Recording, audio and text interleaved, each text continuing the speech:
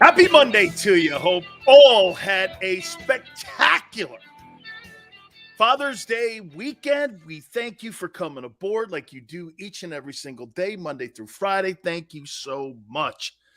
It's always great to be in this time of the year right now in June.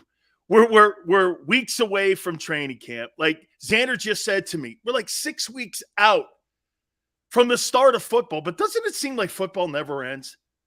There's always storylines. And get this, you know what I do? I tune on other like TV shows, and they're sitting around talking about, here's some of your topics.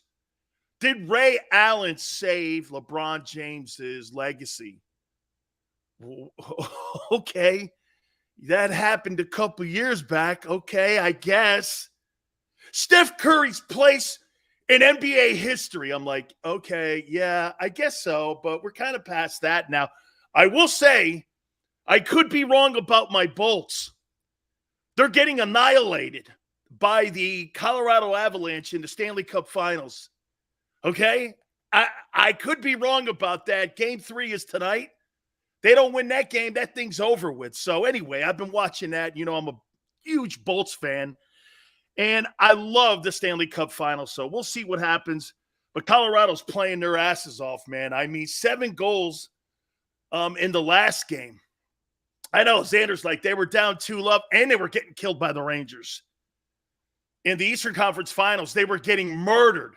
Yeah, but I agree, Xander, the difference with this team, Colorado plays a mean blue line, and they're playing great in front of that goaltender. So, again, we'll talk a little bit, tiny bit about that as we move on. Don't forget, Gary Cobb, each and every single Monday, 4:30 Eastern time, we will talk to our friend.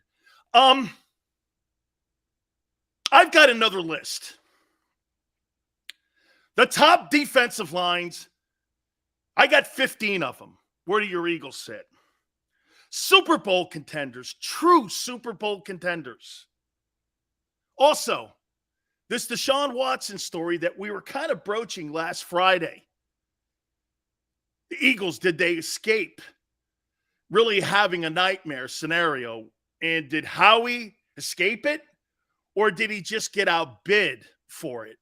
We'll talk a little bit more about that. But again, one of the things that I want to hit on about the Eagles and what they've done so far this offseason, you know what I'm really proud of them on? I'm proud of them on keeping the noise out of the building. How'd you like to be in Dallas right now, or Washington, or some of these other places that are retooling and rebuilding? They don't want to tell their fans. How'd you like to be in Cleveland right now, speaking of the Browns, and having to deal with the Baker Mayfield mess that you made by picking up his option and then giving $230 million to Deshaun Watson? How'd you like to be the Browns? You know, there's one thing about organizations, isn't there? No matter what kind of personnel you bring in, no matter what kind of coach you hire, you're always going to be the identity of that organization. I mean, the Browns have been do we agree the Browns have been a train wreck since they've been awarded that team back in Cleveland again in the early 90s? They've been a train wreck organization. No matter who's owned that football team, no matter who's run that team, no matter who's been the coach, including the greatest coach of all time in Bill Belichick. That thing has been a train wreck. You look at organizations like Pittsburgh. You see, there's a fundamental way of doing business. I think the Eagles have done a pretty nice job here. They had some bumps and bruises, obviously, with Doug Peterson and with Carson Wentz, and how they've handled that whole transition on getting rid of those two guys to where they are today, which is good. But I got to tell you, man, they've kept the noise out of the building. And you know what you're ready for now? You're ready to go pay rent. There's really no other talking here.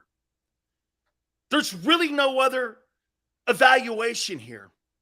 You got your 90 guys that you're going to go to camp with. And you're going to go do battle with the men that you have right now. Whether or not you're practicing long hours or whether or not you're going to play in the exhibition, really irrelevant.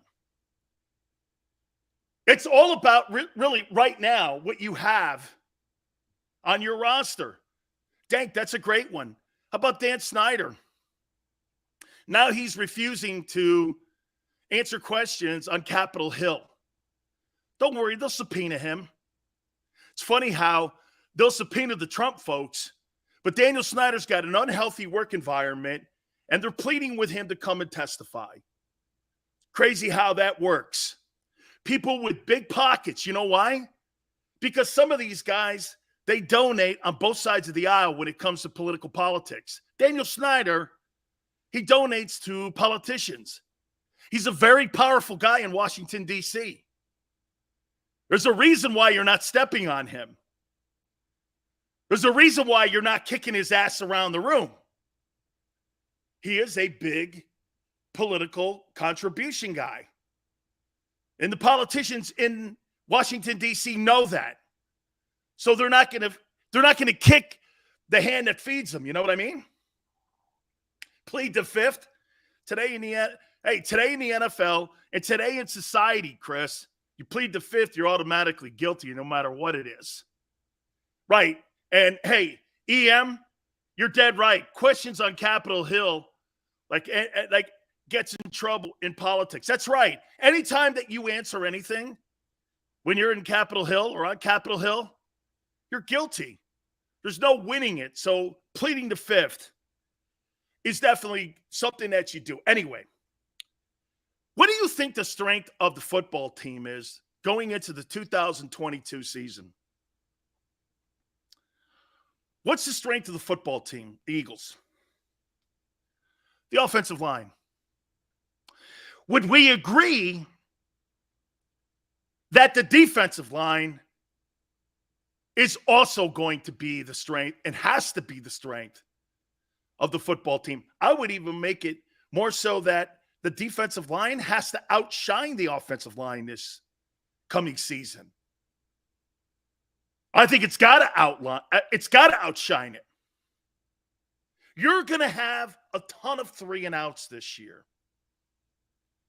You're going to have a ton of 3-and-outs. And the reason I say that offensively, if you're trying to throw the ball, you're trying to implement new players, you're trying to implement a new philosophy into how you're going to pass the football, it's not going to be 38 carries any longer. It can't be. It can't be 38 carries. There's got to be a 64 mentality, pass to run, if you're going to try to move the yardsticks for Jalen Hurts and for this offense. And by the way, I think you have to move the stick 60-40. Whether it's Jalen, Gardner Minshew, Donovan McNabb, or anybody in today's NFL. That's today's NFL. The Philadelphia Eagles have made a commitment going into 2022, not with Jalen Hurts, but that $100 million that they gave A.J. Brown to move into today's NFL. You're not bringing that guy in to block in the run game. You're just not. You brought him in to transform your offense. It almost goes down the line of what Saban did. We mentioned this a couple weeks ago, maybe even a couple shows ago, on how Saban went from a running offense to a throwing offense almost like overnight and didn't miss a beat. And why was that? Well, because Nick went out and started recruiting. You know what's crazy? Xander was actually even – what makes Xander awesome about where I'm going now, he was there for this. You had the Richardsons, the Derrick Henrys. You had all these running backs at Alabama. There wasn't really a gigantic crew of wide receivers, let alone quarterbacks, at Alabama when Nick first got there. The offensive skill guys were in the O-line and in the running game. But then like this overnight, Nick transforms that offense, brings in high-powered offensive coordinators like Steve Sarkisian, Lane Kiffin. They knew they had to have a spread offense. I don't know if the Eagles have the right coaches for this. We'll find out this year. That's another thing. Look at what the coaching – think about what Saban did at Alabama. Saban brought in the best offensive minds he could possibly find. Whether you had a dent in the fender like a Sarkisian, or whether you had a reputation issue like Lane Kiffin, Xander knows. Didn't matter. He knew those guys were going to take his offense and his football team and get this, put a big giant billboard up for potential recruits to go like this. I want to play there. I want to go and be part of that. Wide receivers never went to Alabama. Quarterbacks never went there, like I said. O-line and running backs. That's how Bear won his national titles. He didn't win it throwing the ball. That's kind of what's going on in Philadelphia right now. They cannot continue to play the style of football they played last year and be successful on winning a championship. Here, I'll go back to your 17 team. You guys weren't running the ball like you did last year when you won that Super Bowl. You beat the Patriots throwing the ball and having some type of balance in the run game. And you were, here, tell me if I'm wrong. You won the NFC and you won the Super Bowl throwing the ball, and you were spectacular in red zone, both offensively and defensively. Right? You didn't resemble anything of what you saw last year. That offense was like a high school offense. Some sort of like old Big 8 offense. Or Southwestern Conference. Or old Bear Bryant offense. You're lucky you were so dominant in the O-line. But when you had to take on the quarterbacks of today, you got killed. That's what's happening in Philly now. If Philadelphia doesn't have a 60-40 ratio, you may have a better record this year than you did a year ago, but you'll get bounced like the Cowboys in the opening round. There's got to be passing offense, which means this. There's going to be a little bit of a bumpy run, I think, in the first quarter pole of the season, the first 4 games, as you get yourself ready for this, which means you have to rely on your defense. Okay? Which means you have to start having some more balance. And like I said, I think you have to be 60-40. Now, that takes me to your D-line. I've written down the top 15 defensive lines in the National Football League. Do you think the Eagles are in that top 15? I've written them down here, and you're going to need to have a top 15 unit. By the way, you can't be down in the lower third in pass rushing this year and think you're going to be an NFC East, let alone an NFC champion contender. You've got to be. By the way, please hit the like button. I appreciate everyone coming in here now. I've written down the top 15 defensive lines in the National Football League. 15 through 11, I'm going to briefly mention them because I think they're good units, but I don't want to spend too much time on them. I've got the Dolphins at 15. I think Brian Flores did a really nice job at putting some talent on that football team with Chris Greer, the general manager. Their pass rush is really good. It's going to improve even more. I actually think the Miami Dolphins are going to be a team that's going to climb in the AFC East this year. You want to hear something crazy? I think the Patriots are the 3rd best team in the AFC East. As we sit right now, if Tua doesn't lay an egg, I think the Dolphins are better than the Patriots. And I think they're better because I think they're better in their fronts. I think the Dolphins have a better front defensively, and I think their offensive line, with the addition of that kid they got from New Orleans, as long as he doesn't get hurt, plus what you did with Tyreek Hill, plus you're able to run the ball, I don't know, man. I think the Dolphins are looking pretty good here. 14, I think this is one of the more underrated defensive lines. I thought they had a incredible postseason last year, and they were very, very under the radar. I couldn't believe how well they played during the postseason, did the Bengals. And when they got into the Super Bowl, I thought they were great in the AFC Championship game. I thought they were great even in the Super Bowl. And I like this Bengal team. They've added more components to it. I think the Bengals have a lot of young talent on that football team. But you know what's going to be the killer in the end, in my opinion, for the Bengals? I think the killer in the end is going to be Mike Brown, the owner, because they're notorious for not paying their talent. We saw that whole Carson Palmer deal back in the day was over $400,000 a year, and they didn't want to pay it because they didn't think he was an elite quarterback.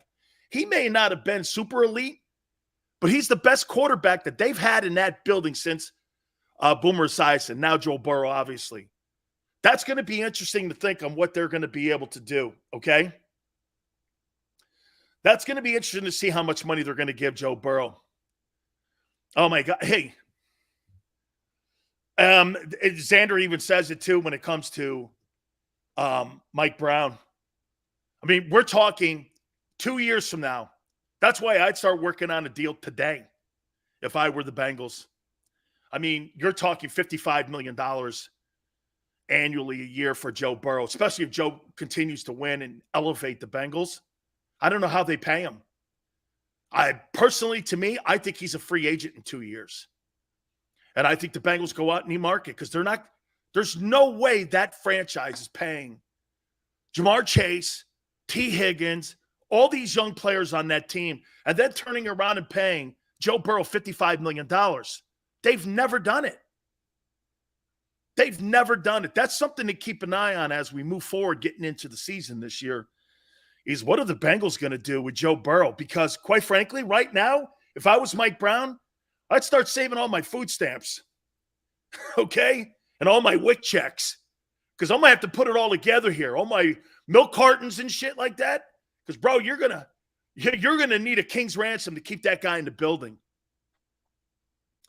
I thought the Bengals had a good pass rush.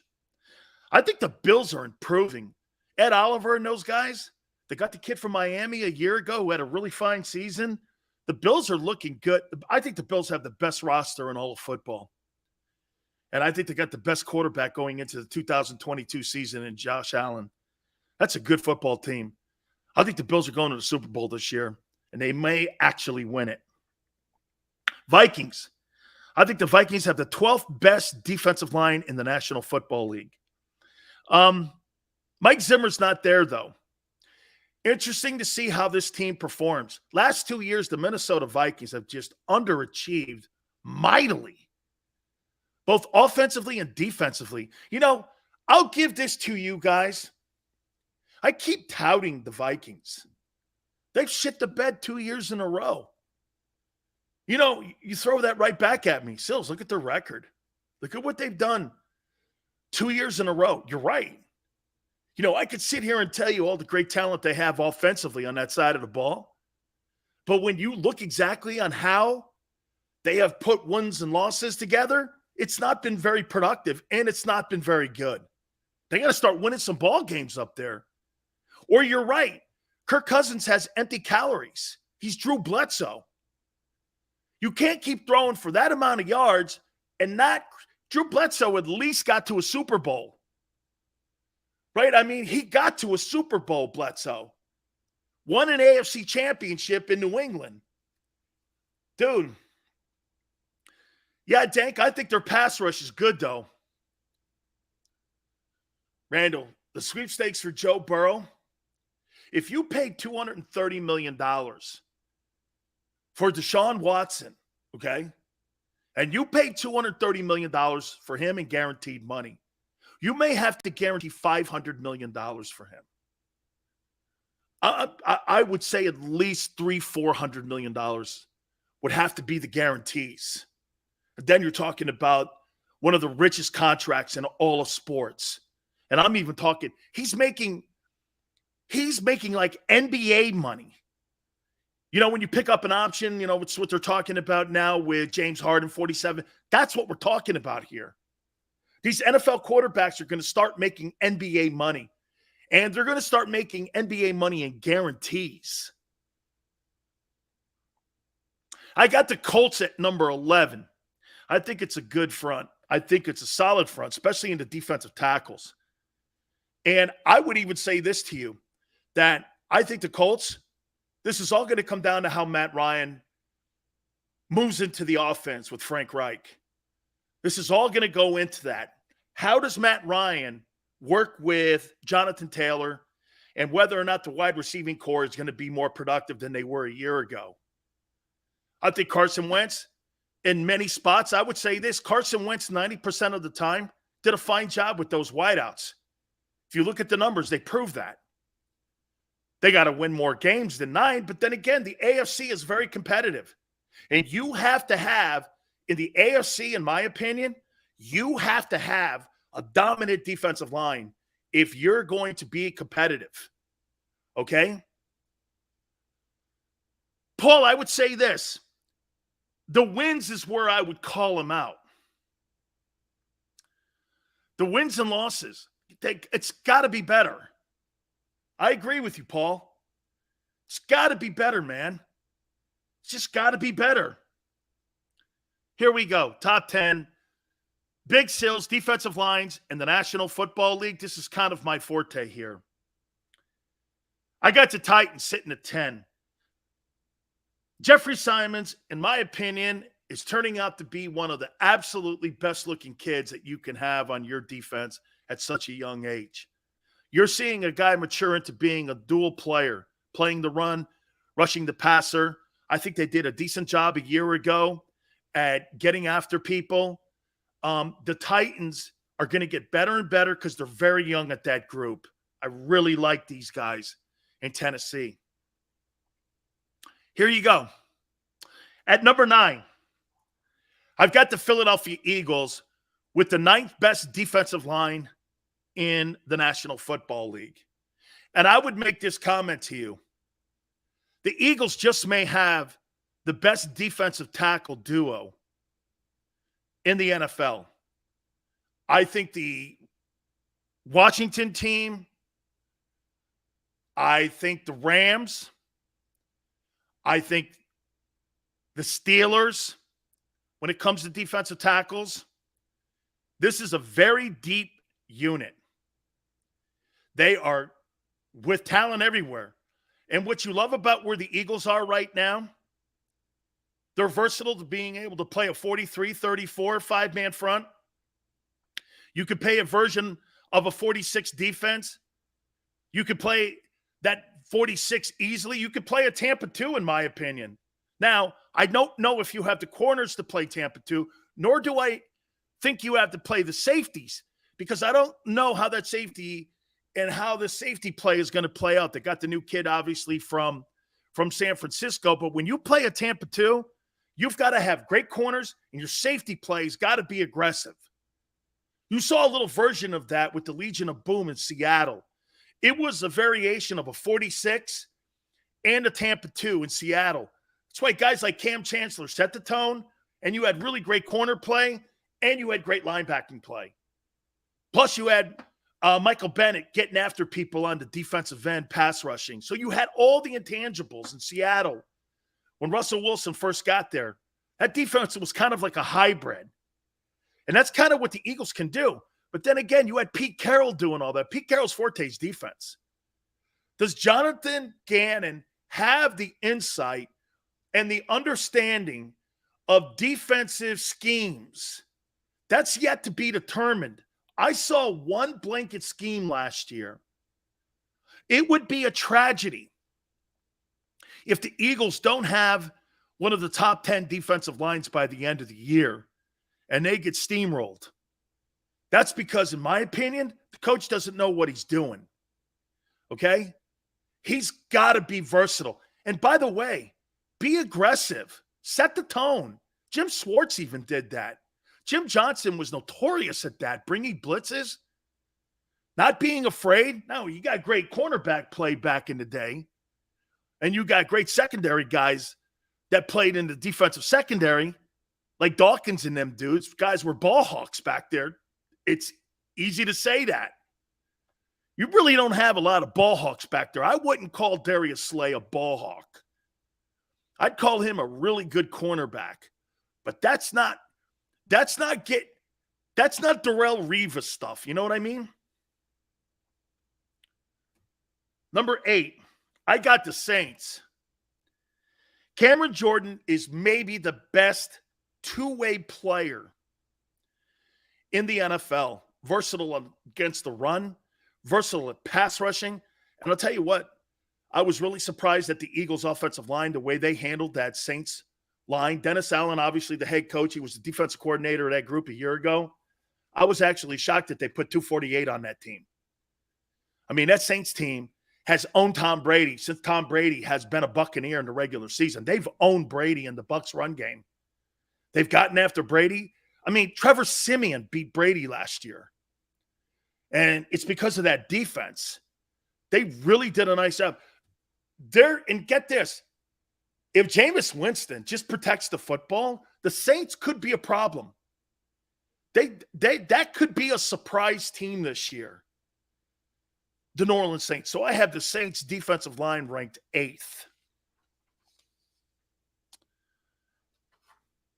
Number 7, I've got the Steelers. I know. Look, TJ Watt, Cameron Hayward, those two guys are spectacular football players. I thought against the run last year, they underachieved. I think they'll be better. There were a lot of injuries on that. One of the worst statistical years in Steeler history against the run last year. Okay? So I feel you. And I was very disappointed in the Steeler front four. I mean, I think they tied against the Lions, right? Plus, hey, that's right, Chris. They got Honey Badger, did the Saints. Saints are going to be a problem this year. I think they're going to be a surprise team. Again, it's going to be all on, I think it's going to be all on Jameis Winston. I'll tell you something about this Charger team, who I've ranked 6th, the 6th best defensive line in the NFL. You added Khalil Mack and you added Joey Bosa.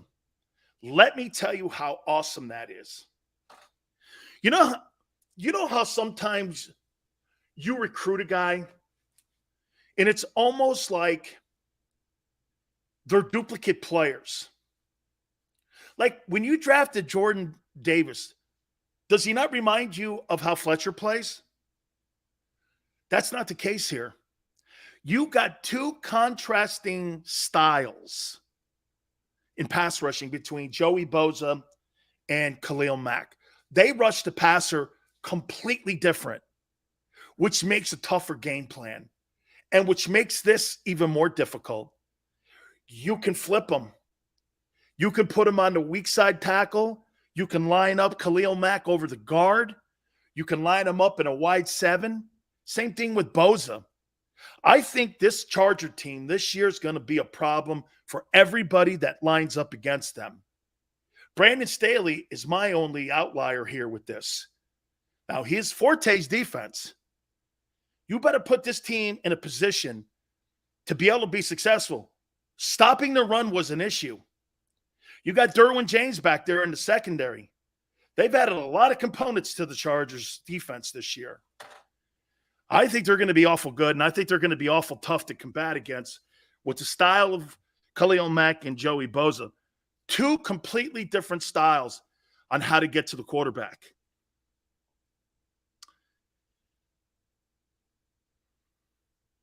Here's your top 5 defensive lines in the National Football League. I got at 5 the Tampa Bay Buccaneers. They added Akeem Hicks from Chicago to take the place of Ndamukong Suh. Vita Vea in the middle. Dude, you got 2 run-stopping magnets inside there. Okay? Shaq Barrett getting off the corner. I think he'll have a better season. Their linebackers are good, and their secondary and corners are outstanding. The Tampa Bay Buccaneers, I think, had a down season last year. Okay? I think this football team, in my opinion, I think they're going to have a good last year. This is going to be the last hurrah. That's how I would position this. This is Brady's last shot at a championship. Brady wants to go out a champion. And if I was on that defensive side of the football, this may be my last chance to get another ring. This may be my last chance to truly have the greatest quarterback of all time. I may never get back to the playoffs. I may never get back to the Super Bowl. That guy's going to put me in a position to win. I need to get after folks here. Can't have a down year like you did a year ago. Number 4, San Francisco 49ers. Nick Bosa, in my opinion, is the second best defensive lineman in the National Football League. They're deep in rotation. They have a lot of studs. They're as deep as the Eagles. I just think they're more experienced than what the Eagles have. That 49er defense is one of the better units in the National Football League. They are fantastic at rotating. Number 2, I got the Rams. Aaron Donald. Look, Leonard Floyd, Justin, I think those guys are going to get more reps this season. And I think Justin Golden and them guys are going to be able to get more reps. And you're going to see a even better unit. I thought they took over in that Super Bowl, especially in the second half. Donald, by far, is the best defensive lineman that we've seen in National Football League since Sapp. And if you want to go Reggie, I think him and Sapp have a lot of similarities between one another, Aaron Donald. I wouldn't say Aaron Donald's better than Warren Sapp. It's just a different NFL today. But Aaron Donald and that Rams defense, I think their defense, even with the loss of Von Miller, I think they're going to get after people this year, and I got them the second best unit in National Football League. I think you're going to be awful shocked here when I say this. I'm going to make my case to you. The best defensive line, according to Big Sills in the National Football League, I think is the Washington Commanders. Montez Sweat, Chase Young, Jonathan Allen. I know. 27th last year in yards against. What an absolutely disappointing season that group had. You lose Chase Young. There was injuries riddled all over the defensive front seven last year. And Ron Rivera knows that. This group has to show up this year. I say they have more talent than anybody in the National Football League. Okay? More so than anything. No, 49ers were third. I did not skip. Four. You're right. I did skip one. 4. I'll get to 4 here in a minute. But I got the Washington Commanders at number 1. I missed 4. The Packers. Rashawn Gary, in my opinion, he improves every single season that he is in the National Football League. And what's crazy is you got a 2-time defending MVP, and you're getting better on defense. Plus Devontae Wyatt, you've added to the mix.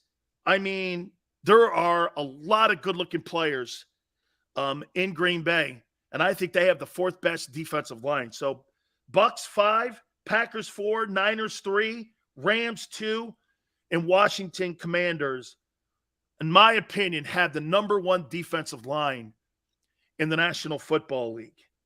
Again, I know, underachieving, but when I look at that talent, there's no excuse for them not to be a top 5 unit this year. Mike says, Jonathan Allen is a great player. They got destroyed from COVID last year. D-Train, I mean, 27th in yards allowed, that's not going to cut it for that group. You've invested too many first, second, and third round draft choices in Washington. This is where you've put the majority of your stock equity or your draft choices has been on the defensive front 7. Got to show up, guys. Okay? Got to show up. I got the Eagles 9th. So let me give you the top 10 again. Titans 10, Eagles 9, Saints 8, Steelers 7, Chargers 6, Buccaneers 5, Packers 4, Niners 3, Rams 2, Washington Commanders number 1. I want to talk about the Eagles being a Super Bowl contender or not. I want to comment back on this again. Please hit the like button, guys. We're going to hit on that. I'll start reading your thoughts on who I have as the top defensive lines in the National Football League. So please hit the like button. Don't forget, guys, Morgan & Morgan, please go to my friends there and understand this. This is where the fee is free. They don't get paid unless you do, okay? If you get hurt or injured on the job at Morgan & Morgan, understand this. John Morgan and his group of attorneys are going to make sure that they go to battle for you because this is who they are. For the people is what they do. If you get hurt on the job, Morgan & Morgan is going to be there with you to make sure your family gets the fair compensation that it so sorely needs. That's right. With over 800 attorneys and offices in Philly, New York, and Florida, the army of attorneys at Morgan & Morgan do not look at cases and go, oh, it's just a fender bender. Doesn't matter how big the case is. And always know this, they're the biggest law firm in the country, ready to do battle for you. Last 30 years, they've collected over $13.5 billion in compensations. Call them. 800-512-1600. That's 800-512-1600. The call is free. The consultation is free. 800-512-1600. Open 24/7, 7 days a week. And when you call Morgan & Morgan, tell them Big Sil sent you. Many times when people are injured at a place of business, they don't realize they may have a case. The fact is, injuries should not happen. And most of the time when someone is injured, someone is at fault. Maybe the store manager installed a cheap, slippery floor, or there wasn't proper security. After an injury at a hotel, restaurant, store, or any place of business, it's so important to call us. Time matters, size matters. Morgan & Morgan, for the people.com. Go for the polls and the pools. Go for the oohs and the ahs. Go for the bubbles and the bubbly. Go for the story and the stories. Go for the win. Go to Ocean Casino Resort. Book your trip at theoceanac.com.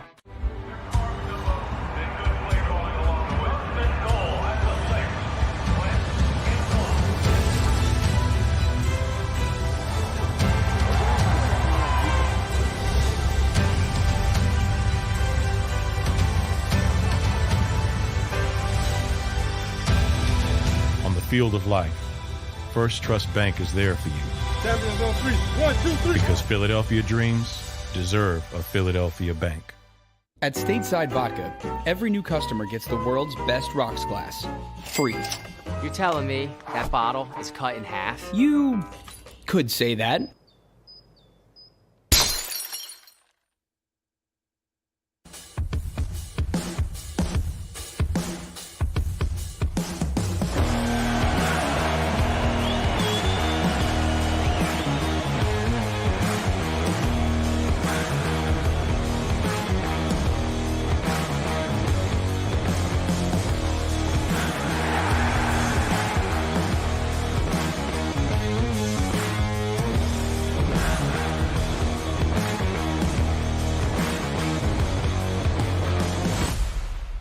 At Action News, we cherish every moment, and it's our profound responsibility to bring you closer to your world.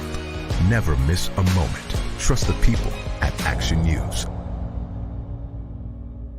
right, did you know I was the Mommy Slam Dunk Champion? Really? Yes, really, don't sound so surprised. Let's see it. Oh, you're ready. All right, here we go. Let's hear the crowd. So go to right, go to left, fake 'em out. Mama, go up, mama! She did it. Again? You can't avoid gravity, but United Healthcare can help you avoid financial surprises by helping you compare costs and doctor quality ratings. United Healthcare. Uh-huh. Go for the midnight dares. Go for the game. Go for the hits. Go for the fans. Go for the win. Go to Ocean Casino Resort. Book your trip at theoceanac.com.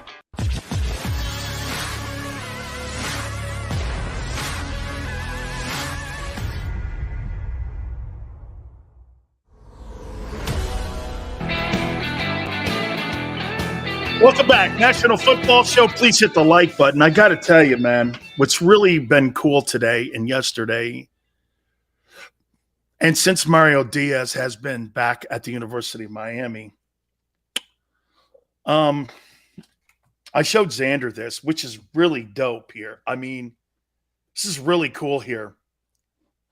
Yeah, Xander. I'm sorry, Xander. Gary Cobb, 430. Forgot to send it to you. Yes. I was talking to Xander about this. Let me double check so you can't see his phone number. Oh, you can. They want me to go to, let's see if I can cover this up here. This is Mario Cristobal wanting me to go to the Legends camp at the University of Miami. And they want me, Michael Irvin will be down there and all my former teammates, and they're asking me to go and teach all these kids who are going to see all the great Miami Hurricanes from the past. I think it's great. I'm so appreciative about it. And Big Chris, I don't give a shit if you don't like it. You see, people who usually say those kind of things don't have legacies, so I really don't care. Okay? Only you care? You're damn right I care. Damn right I care. You're damn right. Being a star player at a place like that, or Alabama or LSU, matters to players. You want to put your footprints in the sand, like Pat Riley used to tell me. Okay? Hey, Eastside Monster. I didn't say I was going. Okay? Now, Chris, that's not fair. You're going to sweat your ass off, Big Sills. Dude, I saw that, man. Devin Allen won another hurdling event. Okay? I'm with you. Big Sills, you'd be sweating your tailbone off down there. I didn't say I was going yet. I didn't say. Hey, I don't know, man. I don't know. I don't know yet. I don't know. We'll see. We'll see. They're pressuring me to go. They're pressuring me, man. They've been asking me every day. I got to show you something else. I don't know. Hey, I don't know what your Father's Day was like this weekend, but so I've got, guys, I've got like 1,000 books. I've probably read none of them. There's a couple books I've kind of, browsed through, looked at the pictures and such, what have you. Okay? Take some cleat sills. Bro, I can't even put my sneakers on. And Big Sarge wants me to take my cleats. Dude, that's another thing. I don't know, man, if I could go through any drills with kids. I don't know, man. I'd be in traction, man. Oh, my God. I'd be in traction. Take some cleats. I want to show you something here. This is the craziest thing, and this just shows you what and who I've run into over the years.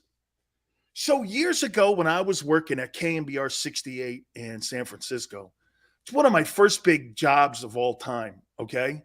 I'm going to get into our response on my top 15 defensive lines. Also want to talk to you about the Eagles. Are they true Super Bowl contenders, or are we making that up? Okay? I got to show you this. I used to do the San Francisco Giants pre- and post-game show at night for the flagship station of the Giants, KMBR 68. Barry Bonds used to come into my studio, and Bonds and I would shoot the shit, and he'd come in after the game, and he'd do about a 20-minute interview with me. He used to do it all the time. It's crazy. So he gave me a book. I never opened it. Look, the pages. I've never opened it. I've never opened the book. My daughter opens this book. Look, it's got dust on it. Opens this book this weekend. Watch this. So she's going through this book, and she goes, Dad, Barry Bonds signed your book for you. I don't have a Bond signature anywhere. She's like, yeah, you do. Right here. And I went like this. Wait a minute. I said, what the hell? He signed this book for me. And I'm like, so I text him and I go, dude, you signed that book? He goes, Jesus, it's 24 years since I gave you that. Here, when did this thing?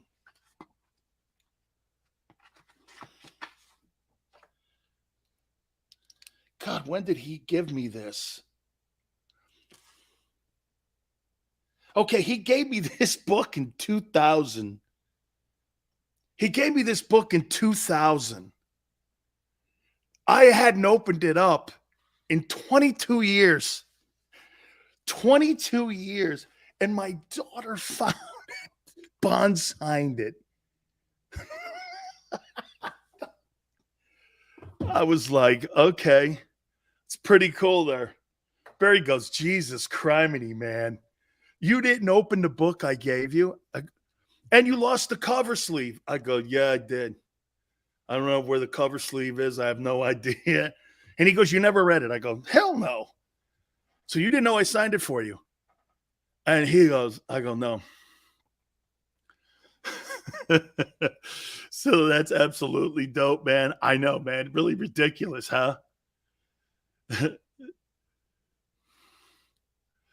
Damn, hey. Big Sills, what do you think of Landon Footlong Dickerson? I don't even want to know, Terrence, what that means. Hey, Fever. Barry Bonds was the greatest. Hey, Fever, you want to know my life in the Bay Area at that time? I'm covering Canseco and McGuire with the A's. And then I'm going over and covering Jeff Kent and Bonds. Dick Hershiser made it and was on that team for a little bit too. And so I'm covering that. That's what baseball was back then. Was the Bash brothers. Ricky Henderson may have been on that team too.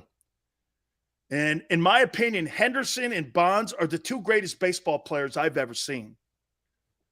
Okay? Two greatest baseball players I've ever seen. Nobody will ever hit 300 home runs from the leadoff position ever again like Henderson or steal 1,400 bases. And nobody will ever do what Bonds did. Nobody will ever. Roy Halladay used to live in Orlando, Randall. I knew him very well. Unfortunately, that's where his demise was, out there around Disney. But I really, really liked Roy Halladay. I liked Roy Halladay, not so much Philadelphia Roy Halladay, but Toronto Blue Jay Roy Halladay.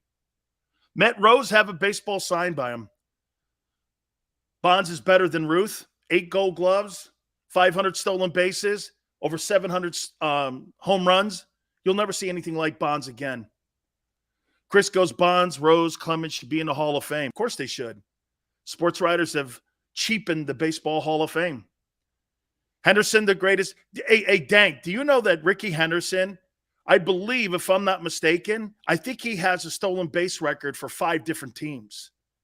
Guy was a freak show. All right, let me get back to this.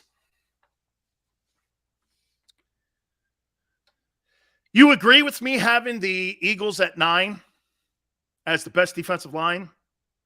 Here's why I have them at 9, okay? You may think that's low. I think it's actually high because they have to show me that they can produce. This is one of the very few times that I'm doing this, guys, that I'm going off of potential, okay? That I'm going off of potential. And what I'm a little bit nervous of, I don't really think much of the defensive coordinator. So again, to recap, I wrote down the 15 best defensive linemen. Or excuse me, D-lines. Dolphins, Bengals, Bills, Vikings, Colts. This is 15 through 11. 10 through 5. 10 is the Titans. Eagles 9. Saints 8. Steelers 7. Chargers 6. Bucks 5. Packers 4. Niners 3. Rams 2. Washington Commanders number 1. Paul says 9 is perfect until Gannon proves himself. Absolutely. Smile says 9 is high for the Eagles. Their top 10, maybe 5 with linebackers helping. Dank says that's higher than I put them. You know what? And again, get this. You want to hear this, guys? It's not so much that I think the talent won't show up. My problem now is, will Gannon put him in a position to be successful? That'll be my issue. This group has to outplay the Eagle O-line. And I'm going to make this prediction to you. Guys, if the Philadelphia Eagle defensive line ends up in the top 10 and you got a top 5 offensive line, you're in the Super Bowl. How can you have the 2 best units in football and not be back to where you were in 17? Did you guys have the best running attack? Or, excuse me, the best running backs in 17? No. Did you guys have the best quarterback? No. But what you did have was the best combination of D-line and O-line in the league. And that's what would propel you again. You had a great red zone offense in 17. Last year, it wasn't very good. I don't think your red zone offense was good at all. It's because you couldn't throw the ball.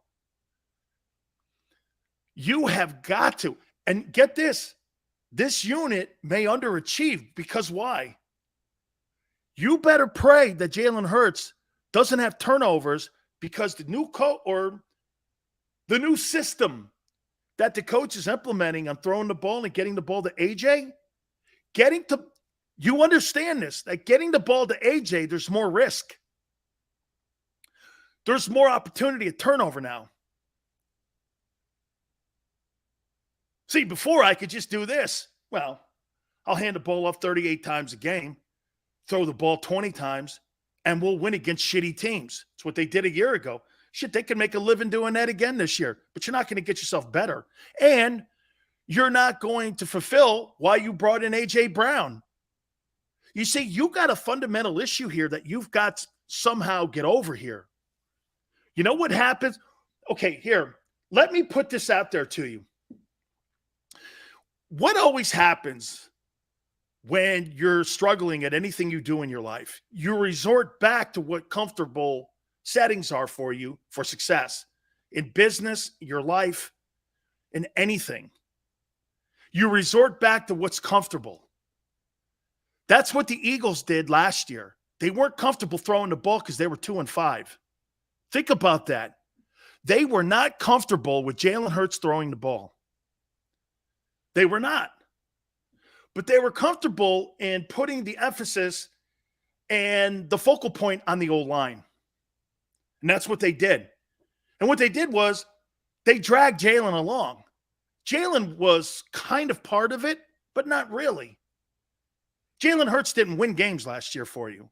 The O-line did in the running attack, in his running ability. Jalen Hurts didn't win one football game last year that mattered throwing the ball. Not one.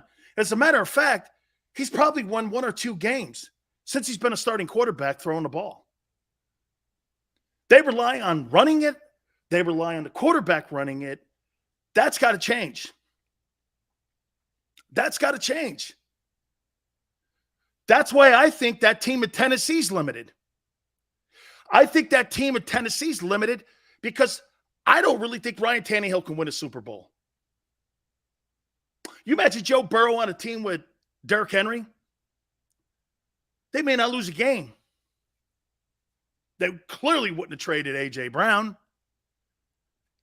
Even though Tannehill was the number 1 seed last year with his AFC team that didn't have Derrick Henry, and A.J. Brown was injured a couple games down the stretch.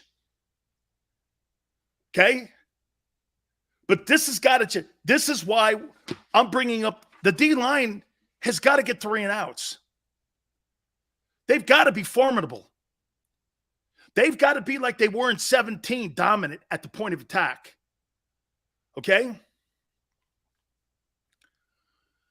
Man, Joe Burrow with that offensive line, good night, man. Shit, I could roll out any wideouts and win ball games with that old line with Joe Burrow.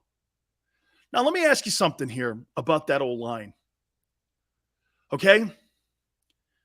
Flex and everybody, let me ask you something. Boy, they were awful good last year running the ball. How good is that football team in pass probe and protecting the quarterback in the passing game? How good do you think that O-line is in protecting the quarterback in passing game? They weren't tested last year. They weren't tested in pass probe. So when you're a one-dimensional offensive line, pretty easy to look good when you're running the ball 38 times and you really don't have to pass protect. Most of the teams that are dominant and that are really great offensive lines are great in pass protection. I'm not saying they're not. I'm not saying they're not. I'm saying they weren't tested last year. Okay? I'm not saying that. Jeff says this, 2 tickets row, 2, 25-yard line, Detroit, 700. Apartment downtown, 144, taking my daughter to the first Eagles game, priceless. Absolutely. Absolutely, Jeff. What a great moment for your father-daughter relationship there, man, taking her to a sporting event. That's fantastic. And what makes that even better, okay, what makes that even better is that, okay, you're going to get an opportunity to go to Detroit. Ford Field is an outstanding field and a really great place to see a football game. You're really going to like that stadium. I love it, Jeff. Maybe I'll have Chris Spielman come down and say hi to you. They were good, definitely above average. Hurts made people miss, but Hurts also held the ball too long, says Paul. Yeah, Paul. I mean, Paul, tell me what you would. Hey, Paul, I would say this. I would say this to you, Paul. I'm not saying they can't do it, but I didn't get a chance to see the Philadelphia Eagle offensive line pass protect last year at all. Not really. Okay, I didn't see that. Dank says, my dad has proven himself to not be worthy. It recently. It's all good, dude. Has proven himself to not be. Okay. If we drop week 1 to the Lions, then what? On to week 2. That's what. Season's not over after week 1. It would be demoralizing. You got to pick it. Hey, you're going to win a game you shouldn't have this year, and you're going to drop a game you shouldn't this year. You know that. So be prepared for that. There's no sure things in this league. Don't circle any games. You may drop that Lions game, turn around and beat the Vikings the next week, and I'll be like this. Okay. Well, you won the wrong. Hey, watch this. You won the game I thought you weren't going to win. You're 1-1. I think you're going to be 1-1 after week 2. Okay? So I wouldn't. Very capable of doing that. I think that Eagle-Viking game is going to set the season. I do. That home game at Lincoln Financial in week 2, I think it's going to set your season up. If you beat the Vikings, boy, then you turn around, you're going to have confidence going into Washington. Then you got the Peterson Bowl. Okay, then you got the Cards and Cowboys, then you got the bye. I think that Viking game is going to set you up. If Hurts balls out, what does that mean? That means, watch this. Yeah, I love that, Dank. If Hurts balls out, what does that mean? He's an NFL quarterback? I don't want to lose to the Giants again. Cannot lose to the Giants. They are a sorry franchise. You cannot let Daniel Jones beat you. That's right, Smile. Smile. Jalen Hurts has to run a big boy offense for the first time in his career. Hey, Bama's a big-time offense. Couldn't really do it. He ran a big-time offense at Oklahoma but they don't play any defense in that conference. I'm not giving you a lot of kudos for that. He didn't run a big-time offense last year. It was one-dimensional. Run the ball. They were constantly in third and long against good teams. That's not a big-time offense. Sills, it still won't be enough. Jess, let's get there, though. Let's see what it looks like. You can't make that comment yet because it may be enough. Foles was enough. You don't know that, Jesse. You don't know what enough is, okay? Nick Foles was just enough to get the Super Bowl done. So let's get there. Let me have a shot at it. I think the Eagles are going to have a shot at it. I'm going to hit on that. It's one of the topics I wrote down here today. If we start 2-5, we have two for Eastside Monster. Let's not go there. 2-5. If you're 2-5, the decision will be made. He ain't it. I don't give a shit what he does in the second half of the season. He ain't it. If it's 2-5 and you get out to that start with that schedule, which is not as easy as you think it is, okay? That's going to be an emotional Jags game. Jags are going to be better. The Cards are good. The Cowboys are waiting for you because everyone's telling them that the Eagles have caught them. The Vikings are, I don't know yet. And the Lions are going to play hard. Now, I'm not giving kudos for playing hard. It's the NFL. Stu says Bama doesn't have a great track record of quarterbacks before Hurts came along. What do you mean, like Stabler and Namath? Richard Todd? Like those guys? Or Bart Starr? Are you under some impression Alabama hasn't had quarterbacks before? Bart Starr won 5 titles in 9 years. Namath changed the game. Stabler won a Super Bowl, is in the Hall of Fame. Think about that. Alabama's got 3 Hall of Fame quarterbacks. How many Hall of Fame quarterbacks do you have at your school? Oh, if you're talking Saban stuff, yeah. But Bear Bryant has 3 Hall of Fame quarterbacks that quarterbacked his football teams. So, I mean, I don't know. Bart Starr is a Bama grad. Namath is a Bama grad. You know, Namath is one of the very few men that has won a national championship and a Super Bowl. And he's a Hall of Famer. Well, Saban, Stu, now has, in the last couple drafts, Tua went number 5. Mac Jones is a first-round draft choice. So that's starting to pick up a little bit here. And Hurts was a second-round draft choice. They didn't have a lot of wide receivers either. All right, hour 2's coming up. I want to talk about, we talked about expectations last week. I want to talk about realistic expectations. Please hit the like button. Gary Cobb from Fox 29 in Philly will be with us at 4:30 Eastern. Hit the like button. Keep it right here on the National Football Show. Go for the polls and the pools. Go for the oohs and the ahs. Go for the bubbles and the bubbly. Go for the story and the stories. Go for the win. Go to Ocean Casino Resort. Book your trip at theoceanac.com.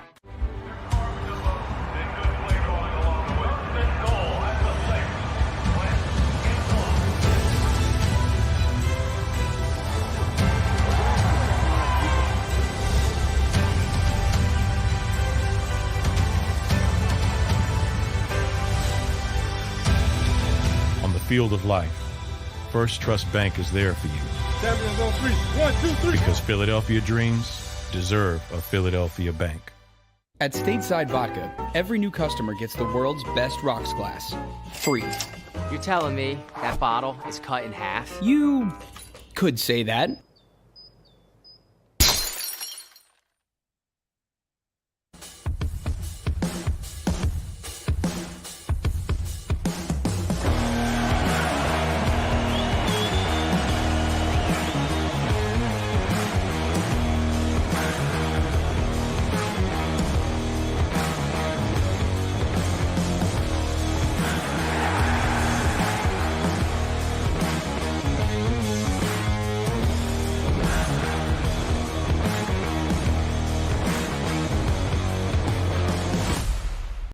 At Action News, we cherish every moment, and it's our profound responsibility to bring you closer to your world. Never miss a moment. Trust the people at Action News. All right, did you know I was the mommy slam dunk champion? Really? Yes, really don't sound so surprised. Let's see it. Oh, you're ready. All right, here we go. Let's hear the crowd. So go to right, I go to left, fake 'em out. Mama go up, up, up. She did it. Again? You can't avoid gravity, but United Healthcare can help you avoid financial surprises by helping you compare costs and doctor quality ratings. United Healthcare. Uh-huh. Go for the midnight dares. Go for the game. Go for the hits. Go for the fans. Go for the win. Go to Ocean Casino Resort. Book your trip at theoceanac.com.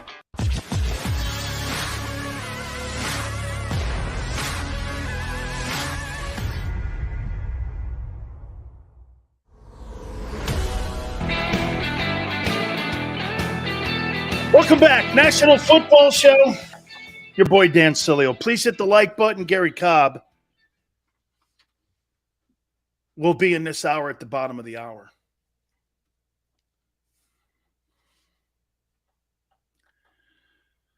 On June 25th of this week, it'll be 30 years my friend Jerome Brown has died. Hard to believe. What day is that? Is that Friday? Saturday. Be Saturday, 30 years since he's passed away.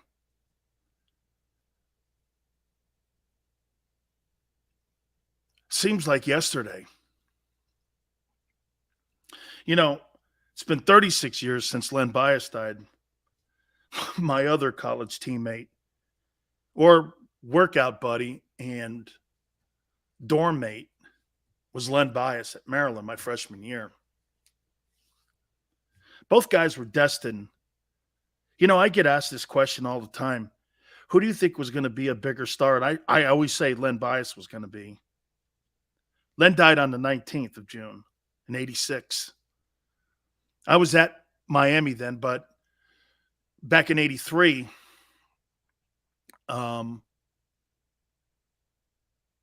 we were dorm mates, and we used to work out every morning at 6:30 every day. Every day. Great guy, man. Miss him. Great family. Mom was great. Just tragedy. But for Jerome was like one of my best friends. I was so happy that The Rock said some really nice words again over the weekend about Jerome and I. And Leon Searcy, I don't know if you guys remember, he played with the Steelers. He said that Jerome and I were the two best duo in the history of the University of Miami. And that guy was so great. I'm so happy that all of you in Philly had him, albeit too short a time. I'm so happy you guys had him. I couldn't think of a better fan base for Jerome Brown to have played in front of than you guys. Xander, and I mean this with all you guys. You know what, dudes?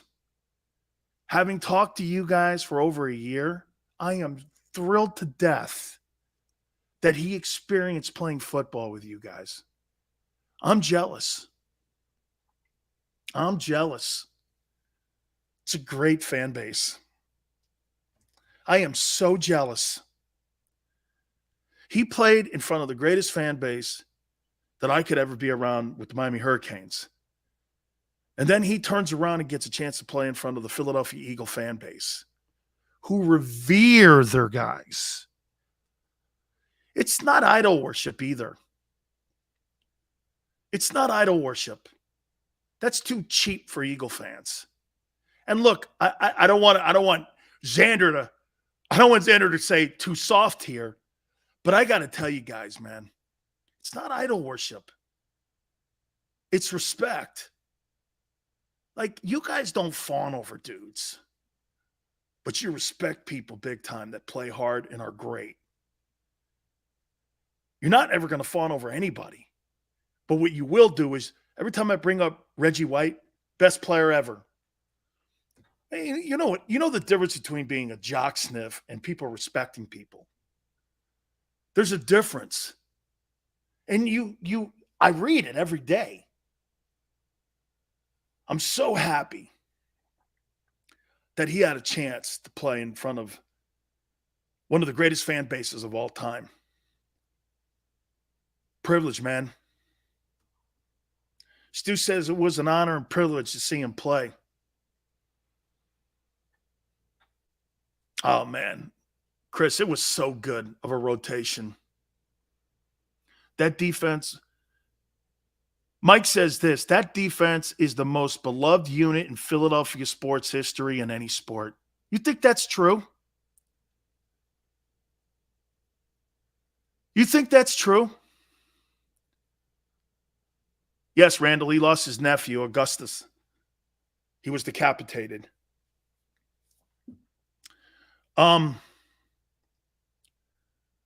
Yeah.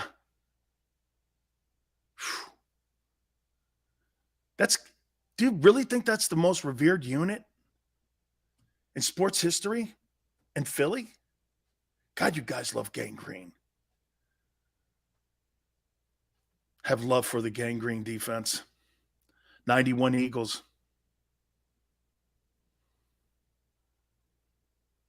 Who's better? Pretty good unit, dude. Pretty good unit, man. It is for me. William, what better group? That Flyers team has to be revered. I know it's 47 years, maybe out of the demo. More revered than the Ryan Howard Phillies.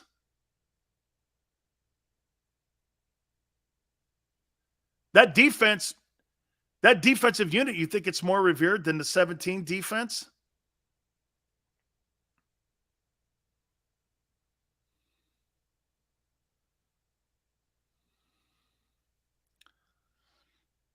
I'd say, Mr. Tass says, I'd say that the white-brown Eagles are definitely up there with the Super Bowl squad and the Broad Street Bullies. Broad Street Bullies, that would be number 2. Same here. The answer is you're a hater. When Hurts becomes the guy, don't ride with the birds. VJ, you're under some impression I'm rooting against Jalen Hurts. I'm going by what he's done. You're going by what you hope he does. You must have a crystal ball. And I would say this to you, VJ. I wish you could pick me some lottery tickets then, too. If you could put down my lottery tickets or my Powerball tickets, I'd appreciate it. Oh, okay, VJ. Gotcha. Gotcha, brother. Forgive me. All right. Let me get into this next topic here. Let me get into this next one here. Please hit the like button, guys. Gary Cobb, bottom of the hour.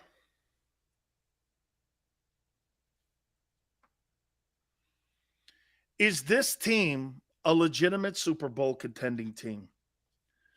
I want to do something here.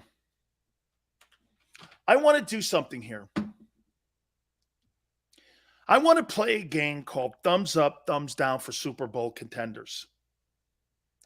Okay? Let me see where you guys are.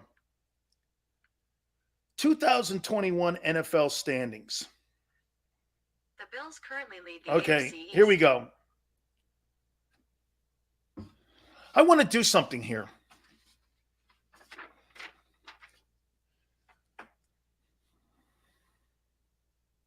Not until I see the first 8 weeks of Jalen.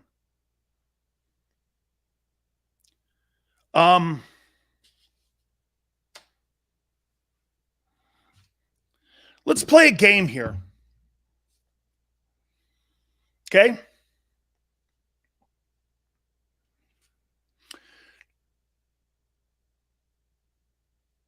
You tell me.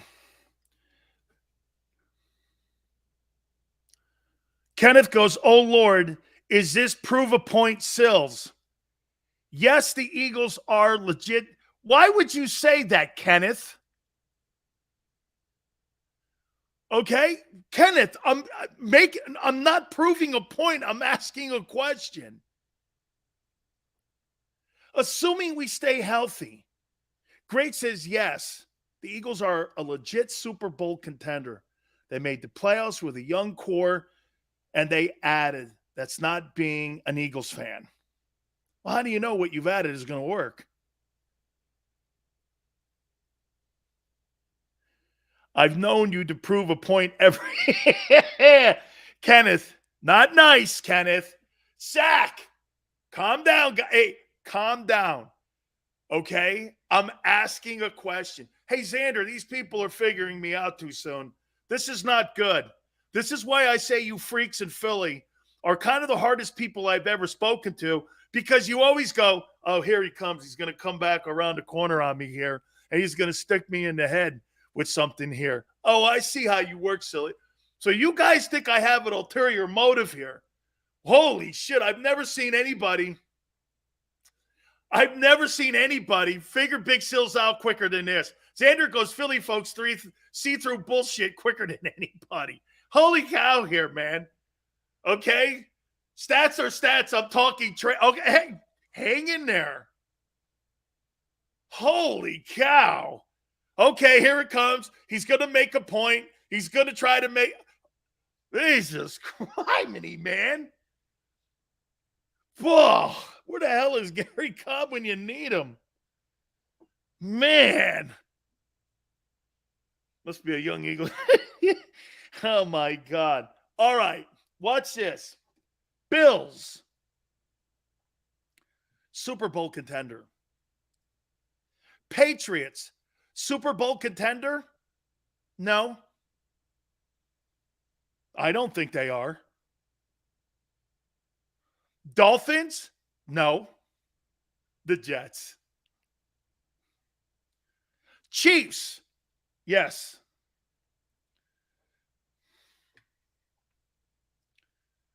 Raiders? Are the Raiders Super Bowl contenders? Sills always has to make a list to prove a point. Jesus, I'm on your side, Dan. Thank you, Dank. It could be setting me up, though, right? I don't know. Holy cow. I don't want to talk about Jalen Hurts here. The Raiders. Are the Raiders? I think the Raiders are.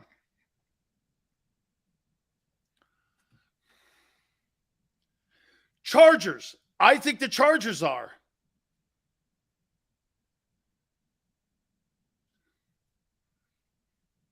Broncos. I think the Broncos are. So let me just stop there. I only used the AFC East and the AFC West. Bills, Chiefs, Raiders, Chargers, Broncos. You think the Eagles are better than any one of those teams? Let me continue. The Bengals. Yeah.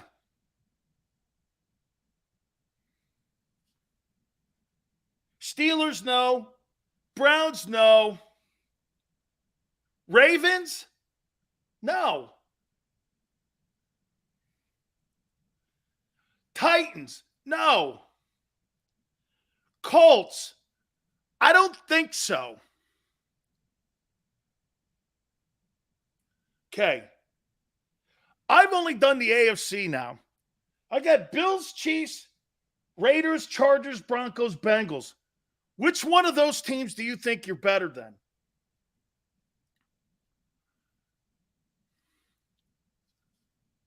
I don't think you're better than any of those teams. You want to put the Ravens on there? All right. There's 1, 2, 3, 4, 5, 6, 7. Albeit they're in the AFC. Okay? 1, 2, 3, 4, 5, 6, 7. There's 7 teams. Let's go to the NFC now. Do you think you're better than the Raiders? Derek Carr threw for 90% completion percentage against you a year ago. And they added Devontae Adams. Like you added A.J. Brown, they added Devontae Adams. How did they get worse and you got better? And the quarterback played against you had a 90% completion percentage. They got worse? I don't know.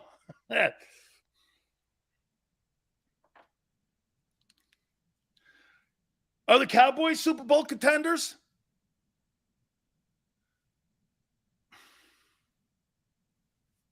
Yeah, Josh McDaniel. Okay, that's a good one. Okay. Are the Cowboys Super Bowl contenders? And they added Chandler Jones. That's right. I don't think they are either. Taz, I don't either. You say the Eagles are. Let's put the Eagles there.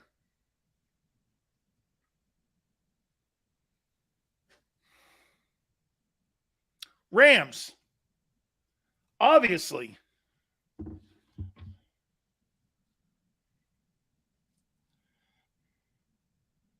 Bucks.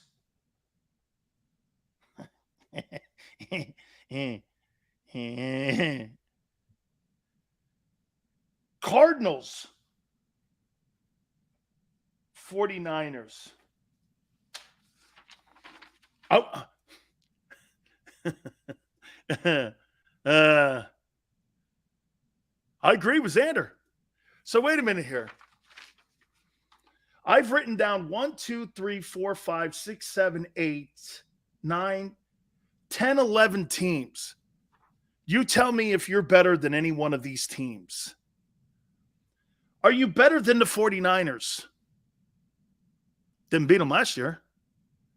Trey Lance could be a step back. I don't know. That could be even. Are you better than the Cardinals?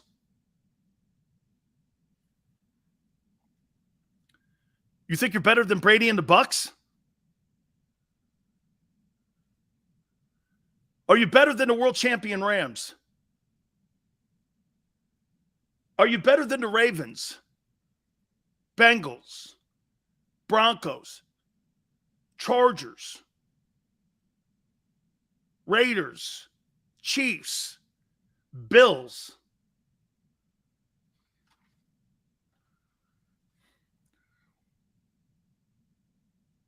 What the saving grace, though, is that here's who you have to beat. You don't have to beat any of those teams in the AFC until you get there. I get that. Know this, though. Can you beat the Bucks with this team? Do you think the Eagles can beat the Bucks? Do you think the Eagles can beat the Rams? Green Bay, too. That's right, my friend. Do you think this team, I'm asking you a question. I haven't answered it yet. Carlos, you think you can beat the Buccaneers? So in 3 months, you've improved that much from the Buccaneers. You can beat the Rams. You can beat the Packers. We're going to find that out this year. Cardinals and 49ers. Philip says a lot of speculation. Show me your crystal ball. Well, I really don't have to show you a crystal ball. The Niners beat the pants off you last year. I don't have to do any of that. I'm going to ask Gary Cobb this. I'm going to see what Gary Cobb has to say. Fox 29's own Gary Cobb joins us here. Gary, hopefully you had a great. I'm getting accused, Father's Day, by the way. I'm getting accused of being a clickbait guy here. And I want to ask you just a very simple question here. I've written down a list of true contenders for Super Bowl this year. Bills, Chiefs, Raiders, Chargers, Broncos, Bengals, Ravens, Rams, Bucks, Packers, Cardinals, 49ers. Do you think the Eagles are better than any one of those teams? Wait, say that again. Do you think the Eagles are better than any one of these teams? Bills, Chiefs, Raiders, Chargers, Broncos, Bengals, Ravens, Rams, Bucks, Cardinals, Packers, 49ers. Yes, because a number of those teams have never won anything. They've never won, and until you have won, you could talk about potential all you want. I mean, the Eagles did go to the playoffs. Some of those teams didn't go to the playoffs last year. So I definitely would, and then you look at winning. I mean, Jalen Hurts has got work to do, but Jalen Hurts has won. Everywhere Jalen has been, he's won. So I think that says something. And some of these guys where, they're stat guys, and then there's winning.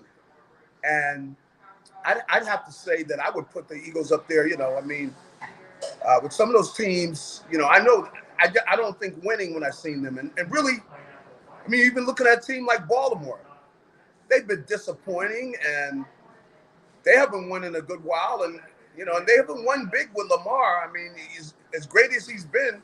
They haven't won big with them. So I definitely would put the Eagles up there, especially with what they have added and with the people they have. I don't see any reason why they're not right there with some of those teams because, like I said, they don't have a legacy of doing anything. There were many of those teams.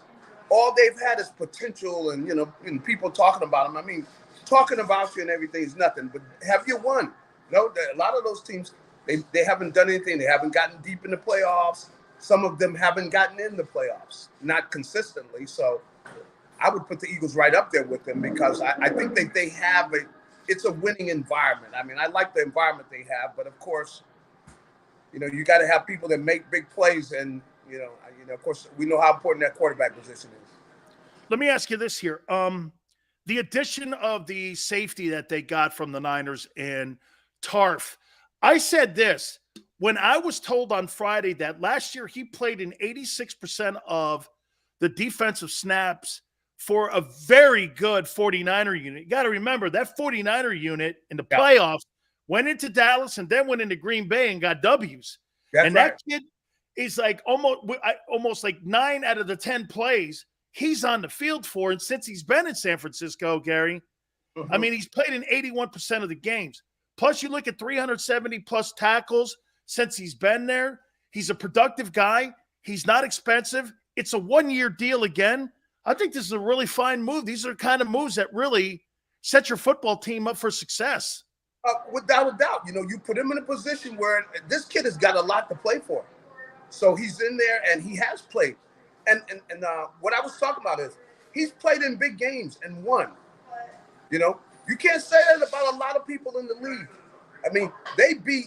Look at the teams they beat, man. They beat them in the play. You can go into Green Bay, and you can't make a lot of mistakes with that guy over there, with that quarterback over there for Green Bay. You can't make a lot of mistakes. Rodgers, he's a veteran quarterback. He's going to see what mistakes you make. So you play in a big-time game where winner wins, goes on, loser goes home. They don't really get much bigger than that. So I like the fact that he picked them up. Plus, I thought the safety position was one of the positions that's going to be a key for them because they need people to step up. So with the fact that they bring him in, then they're not going to be leaning as much on guys that haven't done anything. So I think some of those young kids are going to get opportunities, but you bring in a guy that's played in big games. He's made plays in big games, and I could see that he's a good tackler. He's a good open field tackler, and seems like he's a smart kid because, he's not giving up big plays and making mistakes. And, when you get into the top echelon of the NFL, you need guys that don't make mistakes. You don't need to have your safeties giving up big plays. You can't have that. So I think in those places, this is another very good pickup. Go and pick a guy up like this. When you look at, the fact you're going to have to go with some young guys. And, I love young people, but most of the time I don't want them riding. I don't want them driving the car. You grab a seat over there. The grown-ups drive the car. So that's the way, most teams that win. And so I think that was another good pickup. I mean, I got to give it to Howie. The next time I see him, hey, Howie, man, I'm going to have to get off you for a few minutes. Yeah. Done a good he's job. done a hell, Gary, he's done a hell of a job in tooling this roster. But let me say this to you, though. You know, how much of a challenge is it? Like you just said, young guys and new faces. That doesn't always translate. They tried doing that under Chip Kelly a couple of years back with the Dream Team, and they brought all these new faces in. You and I talked about limited practice time that they're going through with these OTAs and probably what they're going to do in training camp. This is going to be quite a challenge here for Jonathan Gannon to put these pieces together for this defense. I mean, the coaching is also going to be in the spotlight here. Just wondering, how challenging is that, you think? I think it's very challenging because you need professionals, you know, and you know if you're a pro, it ain't up to the coach that you're ready. You make sure you're ready. Look, we need to go over that again. We need to go over that again, coach. Okay, I want to make sure, hey, when this guy, and you know, you talk it through, you don't want gray areas. No, I'm sure of what I'm doing. You know, that's the way a pro is. I mean, just like you got a good attorney. He didn't get into the courtroom, oh, I forgot. No, we don't need people that forget. You know what you're doing. And so to bring in a veteran player, you know, that is, you know, I just love that. When I went over there, looked at some tape of him, I've seen him making these open field tackles. And then I already know that he's playing for the Niners in those big games. Hey, they make 1 or 2 mistakes against the Packers, and they're done. So they played where they know we make a mistake. This guy's he's gonna find that guy, man, and get the ball to him. So we can't make mistakes. We've got to be communicating, and you know, during a game, you know, things happen during the game, but you make sure it's done. And there's just a degree of professionalism. I mean, and you see it in every area, you know, where people outside of sports, when you're around professionals, they don't let stuff slip through the cracks. They make sure it's done properly, you know. And so you got a safety, you know. I mean, think of the word safety. You don't have people going up top, easy scores and stuff like that. Because when you got guys like that, man, you come in the huddle, man, you don't even feel good. You look over there and see this kid, you know he doesn't know what he's doing. He's looking scared. You don't have that now. We got professionals. So they brought in another guy who I just think that's a great move. And I just like the fact that, you know, the Eagles right now, they got to feel good about the whole thing. But, of course, you got to go out there and do it. But I like the fact that when they go into camp, you got a veteran safety back there. He's going to know what he's doing. You think it's Epps and Tarf back there? That will be the duo back there in the safety? I don't know what they're going to. I'm not sure about that. You know, I know they talk Epps. I think they liked what they saw of Epps. I liked what I saw of Epps last year. But, you know, they could just go veteran. I mean, they could go to veteran guys. But because, you know, with camp now, the way they're running camp, I don't think you really get a chance to see people battle for a job. Yeah, I don't know how you win a job. How could you win a job? You're not even really doing much where you got competition where you're really going after the offense going after the defense. You know, with the way they're acting, you know, and I'm just sorry. I just do not buy all of the stuff where you got guys in shorts and you're talking about a big deal about somebody getting worn down. That's garbage, man. Come on. If the guy's not working in shorts over at the camp, when he's off, these days they're off, they got to be somewhere else working out. They got to be. How are you not practicing game time? To me, Gary, it's also about the physicality of getting ready for a season, but it's also, there's one thing, there's a difference. I tell people this all the time when it comes to game tempo. There's a difference when you see someone jogging or sprinting. Yeah. The game is a sprint. The game is jogging sometimes happens when you're in practice. Yeah. And that's the tempo of the practice is you jogging from drill to drill, getting up when you're doing 9-on-7 or 7-on-7 or inside drill. It's a jog. But when you're in a game, it's a sprint. Yeah. And if you're not sprinting all the time, how are you going to – I think this now played into They may have been healthy last year, Gary, but I also happen to think this may have been part of the reason they started out 2-5. Without a doubt, because there's, in the games, I mean, we know there's a sense of urgency, man. When you got a game, and after a game, you remember every play. You had any bad plays in that game, you don't sleep, man. You're feeling bad. You know you didn't make this, but in practice, you don't feel that way about practice. You don't look back at practice, oh, I'm going through every. But in a game, you remember every play, and it's an urgency, and that's the type of thing where I'm going like, I don't get it. I mean, you guys need reps, and especially with this team where you got guys getting used to each other, they need reps. The thing about it, Tom Brady, how much practice do you think he's getting in? Man, he's got those guys out there in the morning. They're probably doing double days, man. I bet you those guys are doing double days of running routes because he's going to make sure you got it right. And he's going to make sure he's got it right. And that's the kind of, that's championship football. That's the way where you don't leave it up to maybe. Maybe's not good enough.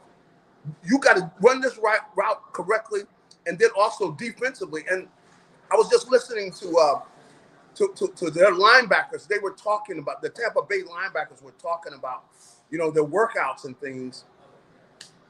Sense of urgency, man. They're going to jump your butt. If you don't get over there, your teammates are they're on you, man.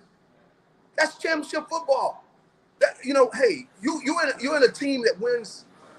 They don't let stuff slide, man. And so you make sure you get it right. So you need reps. Come on, man.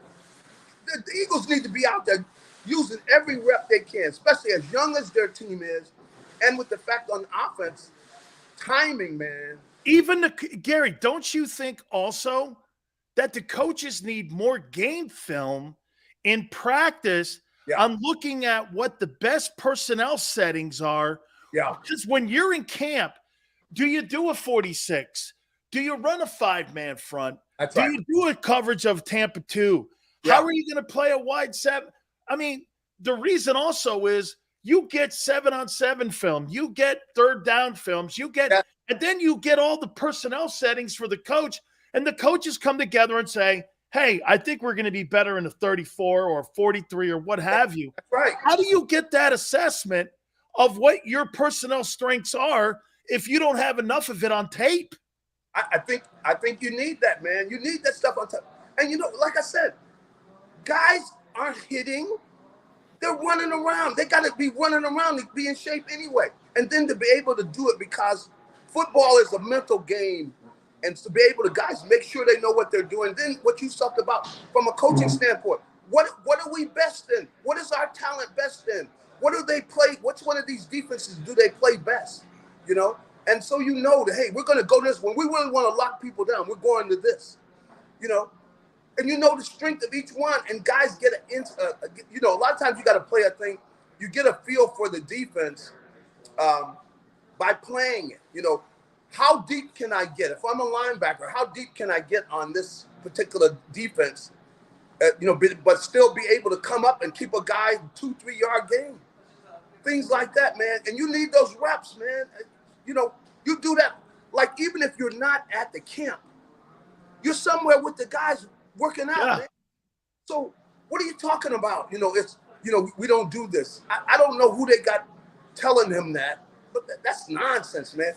Like I said, go down there to the top teams in the league and see how much work they're getting in. Like I said, Tom's down there. He's basically coaching the offense.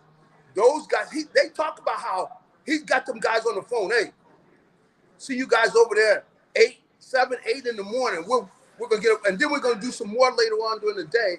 We're making sure when we run these routes, when we run these different plays, we could do them with our eyes closed, And Gary, finally here, let me say this to you too let me expand a little bit more on what you're saying. I would also do this to you.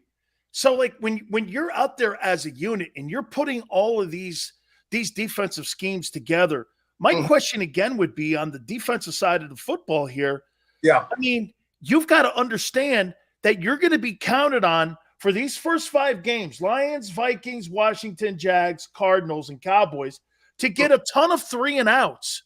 Yeah. You've got to get 3 and outs, because if you're going to transform this offense from being 40-60 and running to pass to 60-40, you're going to have a ton of 3 and outs. You didn't bring that $100 million guy in to block in the run game. That's right. I could get anybody to do that. You want to throw the ball in the first half of the season to get that offense going. So that defense has got to be racking and ready to roll.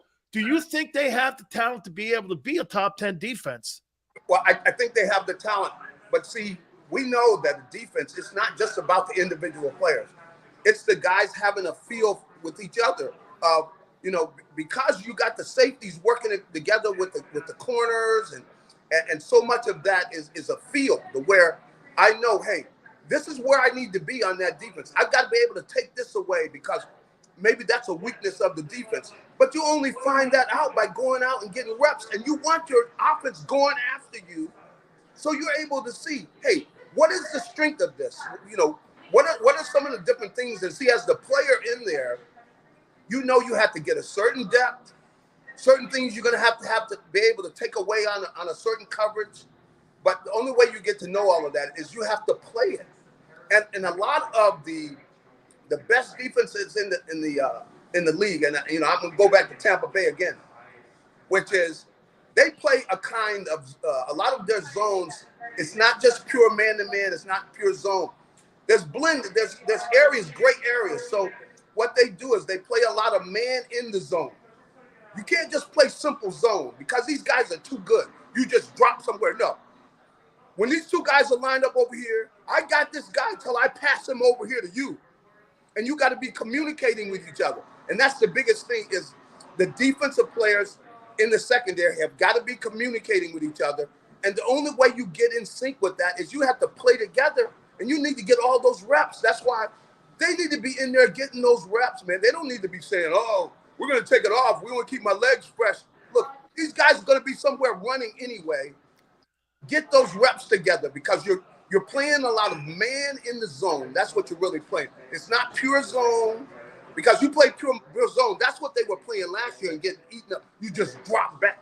No, you see these two receivers over here. You can't just drop off of them. You got to be able to stay there where you be able to make a play on the ball. If he picks it up, throw the ball. But that's it's kind of like in basketball. You play kind of a man where you're passing guys as they come through. Joe, hey, Joe, you got him. You know, you're talking the whole time, man, and that's when you're really good. If you're not communicating, a good offense will slice you up. And, you know, that's the difference in pro ball, you know, especially now with the way they protect everybody. If you're not good at making sure you're communicating, you get sliced up in the NFL now, man. Gary, I'm going to leave you with this. I've always wanted to ask you this question because every time I ask a question like this to a guy who was drafted late but had a 10-year plus career, you played 12 years. Mm-hmm. Every guy I've ever asked, did it always bug you that you were drafted later? But see, you played on such a great Southern Cal team. You had 100 million dudes on that team that were all first and second rounders. Yeah. Was that something that aggravated you, that you went that late and yet you still played 12 plus years? Well, hey, I had a chip on my shoulder. You better believe it. Okay. I had a chip on my shoulder because I'm taking this with Nakobe Dean. I would think he's going to have a chip on his shoulder for being drafted in the third round. You do have a chip on your shoulder then. Oh, without a doubt, man. Without a doubt. And it's good. It's good to go in there with a chip on your shoulder because it drives you to be that much better, you know. And what he's got to do is, and I see it, is that they're going to expect him to play early right now. And I do like the fact the kid he's got an NFL mind. He thinks like an NFL player already. The whole things that I was just talking about formations and different things like that. You see he's got a feel for that, where he's going to be talking to guys like the time when they come out in a certain formation, you know that about 3 routes they're getting ready to run. And see, if you do your homework, the guys know, hey, they got 3 routes they run out of this formation. And so you're ready to jump that ball, man. You're ready to jump it. And I see that in him. And he's going to be good for these guys. Plus, Can't say enough about winning and the pursuit of excellence. It's going to be good to have this kid in there because I think he's going to be barking at some guys. And I'm going to love to see the young kid bark at some guys, say, hey, we're here to win, dude. We're here to win. I'm not here to be your friend. We want to win, man. I absolutely love it. Gary, thank you so much for finding the time. I hope you had a great Father's Day, my friend. Thank you so much, as you always do. All right, buddy. You got it, the legendary Gary Cobb. You got to think that Nakobe Dean's going to have a chip on his shoulder. Okay? You got to think that. Who said they had a Dorito on their shoulder? Come on, Dank. Oh, yeah, wait. I got a cannoli on my shoulder. Yeah, okay. Not that I think it's bad going to food here on that. Hit the like button. I do think that Kobe Dean, though, he's gonna have a chip on his shoulder, man, because he was taken in the third round. Here was a guy that was projected to be taken between 20 and 25. All right. Don't forget my friends at Morgan & Morgan, folks, where the fee is free. Look, if you're hurt or injured on the job, there is only one law firm for you. It's Morgan & Morgan. For the people is not a slogan. This is who they are. And finding that attorney is one of the most important things that you can possibly do. Last 30 years, they've collected over $13.5 billion with a B for their clients in settlements. That's what Morgan & Morgan does with their over 800 attorneys and offices in Philly, New York, Florida, and across the country. They are ready to do battle for you. And folks, there's no such thing as a fender bender. Size matters when you go to Morgan & Morgan. They're the biggest firm in the country, and they will do the job for you. Call them at 800-512-1600. That's 800-512-1600. Do me a favor when you do that. Understand this. They're open 24/7, 7 days a week. Call them 800-512-1600. And do me a favor. Tell them that Big Sil sent you. When choosing a lawyer for your injury case, you may ask, does the size of the law firm matter? Well, of course it does. The insurance company, they're huge with unlimited resources. And whether your case is big or small, they're built to bully you out of the money you're owed. But here's the good news. We're big too, the biggest actually. And we're built to fight to make them pay for all that was taken from you. Size is our strength. There's only one Morgan & Morgan, forthepeople.com. Go for the polls and the pools. Go for the oohs and the ahs. Go for the bubbles and the bubbly. Go for the story and the stories. Go for the win. Go to Ocean Casino Resort. Book your trip at theoceanac.com.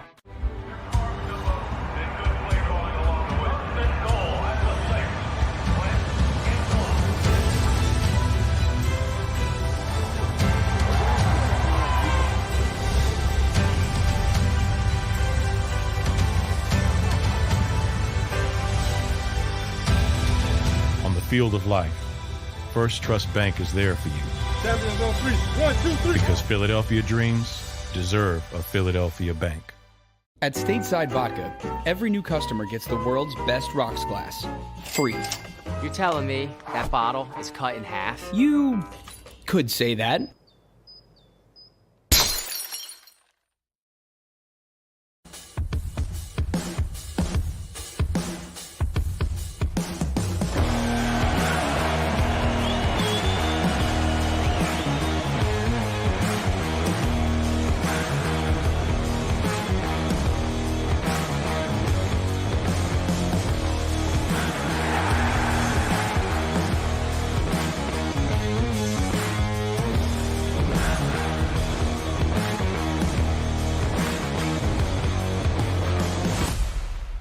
At Action News, we cherish every moment, and it's our profound responsibility to bring you closer to your world. Never miss a moment. Trust the people at Action News. All right, did you know I was the mommy slam dunk champion? Really? Yes, really, don't sound so surprised. Let's see it. Oh, you're ready. All right, here we go. Let's hear the crowd. So go to right, I go to left, fake 'em out. Mama, go up, up, up. She did it. Again? You can't avoid gravity, but United Healthcare can help you avoid financial surprises by helping you compare costs and doctor quality ratings. United Healthcare. Uh-huh. Go for the midnight dares. Go for the game. Go for the hits. Go for the fans. Go for the win. Go to Ocean Casino Resort. Book your trip at theoceanac.com.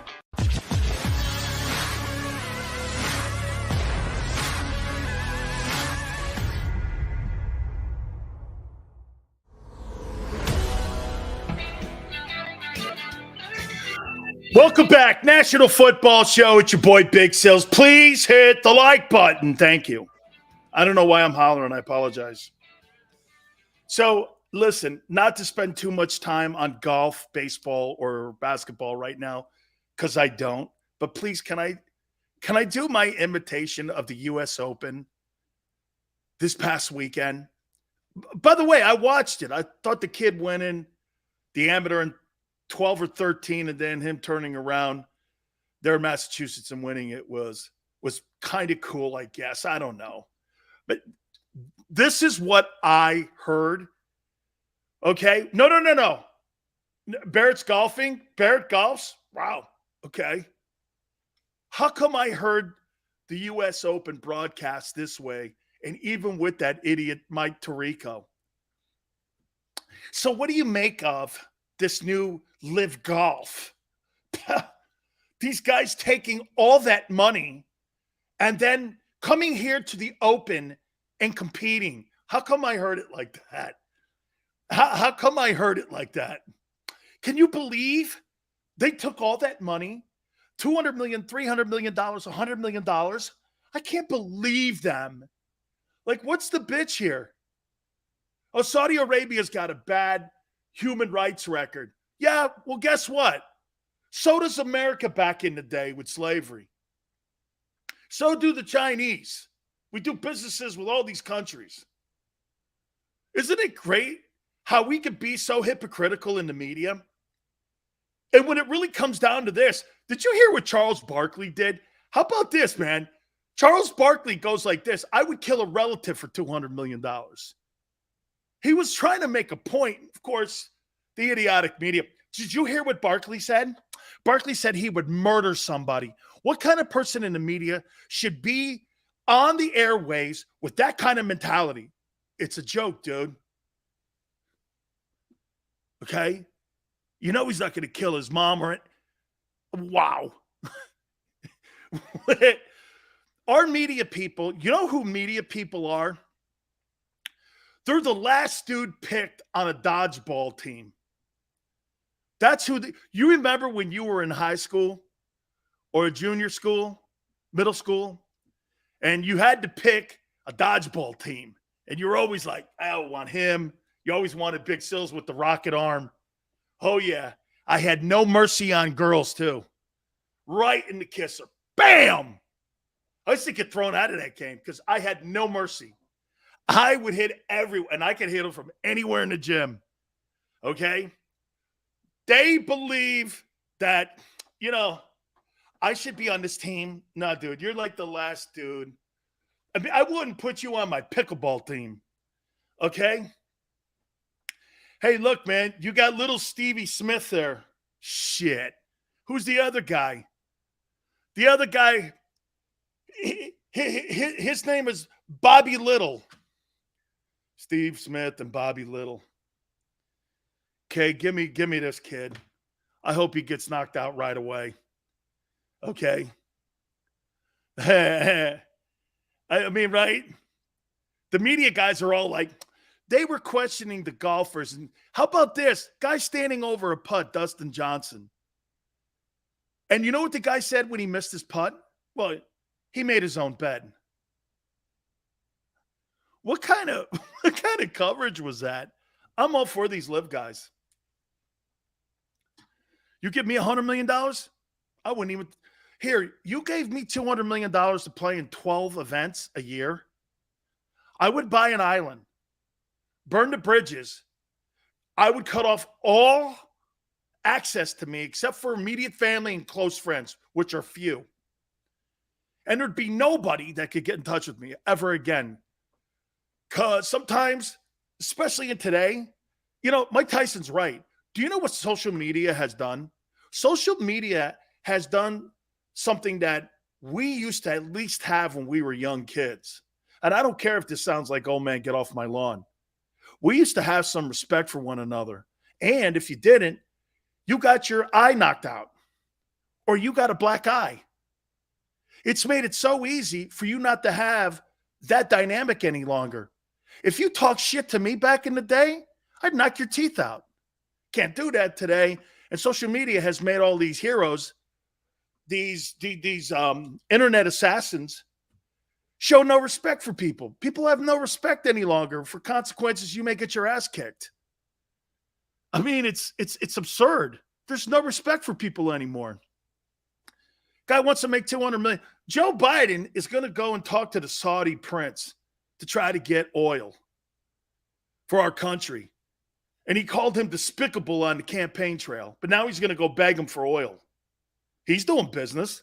Why can't Phil Mickelson, Dustin Johnson, any of these other guys? What's the big, you know what it is? It's jealousy. It's jealousy. They're jealous of these guys being given this bag of money. It's jealousy in the business. And now they want to take Phil Mickelson out of like the Hall of Fame. By the way, I don't root for the PGA. I could give a shit about the PGA. I'd root for golfers or guys who, I don't, hey, how about the PGA? Like the NFL. The NFL is a great league. PGA is a shitty league. They're vulnerable to be taken, and this is what's happened. Like the NCAA. The NCAA is vulnerable. And they've been exposed. The PGA's been exposed. I'm rooting for these guys. Take all the money you can. Tiger Woods turned down $1 billion. That's crazy cool. But yet, I don't know. Shane goes, who cares? I have absolutely zero respect for anybody, too. Oh, man. I love that TNT show. I do. No, because women aren't funny. This country needs a fad. Oh, we had one. Knocking statues down. Okay. Philip, internet assassins. You suck, Sileo. That shit used to bug me. It really did. Now I'm like, here's Johnny with an egg with 4 followers talking shit to me. It'd be like a guy in the dodgeball game. He'd be the guy I'd zero in on, and I would put the dodgeball right in his face. Shane, appreciate it, brother. I'm not turning down $1 billion. Chris, I ain't turning down $1 billion for anybody, man. Okay? Oh, hey, Dupree, I had a great arm. I was a catcher. Went to the Cape Cod League. Played in Alaska, too. I could throw it to second and hit it.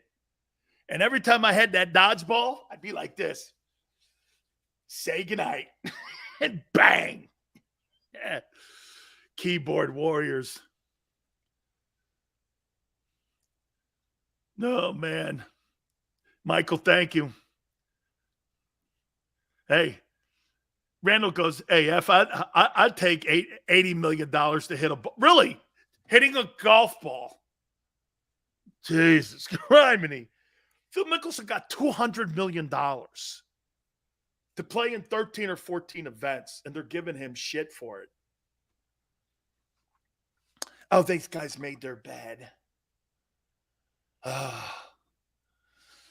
Chris, I like that. Thumb thugs on the internet. Oh, a bunch of tough guys. Sileo, you're a racist. Do you know me from a can of paint guy? Well, this is what you said. Oh, okay. Yeah. Right. All right. Yeah. These people are just tools, man. Guys sit around on their keyboard. Yeah. With their 88 different burner accounts. They must take lessons from Kevin Durant. Hey, Yale, Golf's not a sport. It's a skill. It's jealousy, Chris. Golf's not a sport. It's a skill. It's like darts. It's like bowling. If I could, here's why I say it's not a sport.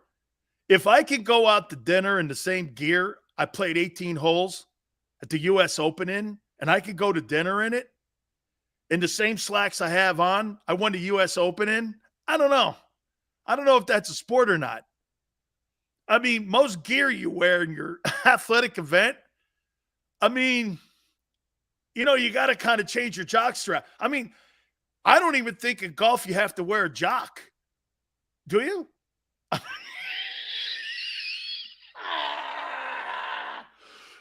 I mean, do you have to wear a jock in golf? I mean, I don't know. Judge Smales had to. Okay. I'm just, you know, I mean, I don't know. You don't have to wear a jock in golf. How's that a sport? Paul says wrong there, Sills. Sport because it's competitive and involves physical activity. So does throwing darts.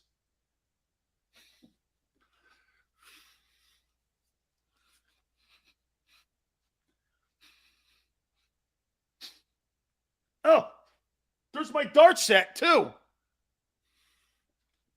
Or how about bowling? It's a physical activity. Okay? Bowling is physical. Better not have a gutter ball here. Man, if I have a gutter ball, I don't know if you have to wear a jock in this one too.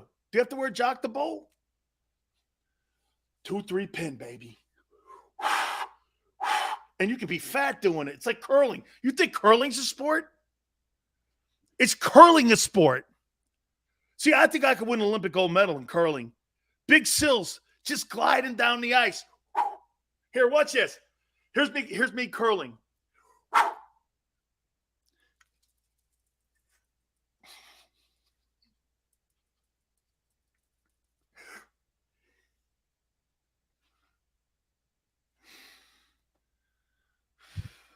Here, one more time.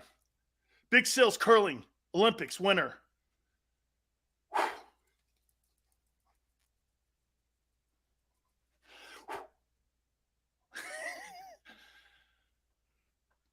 Man, hey, I'm a little lightheaded. I am, man. I'm a little lightheaded. I think I'm going to have to take a break here. I got to take a break. I don't even know where I'm at right now. I've lost all sense of reasoning here. The curling got me, man. Holy crow. All right, let me take a timeout, reset. Whew. Man, that curling was tough, man. Hit the like button, hour 3. Keep it here on the National Football Show.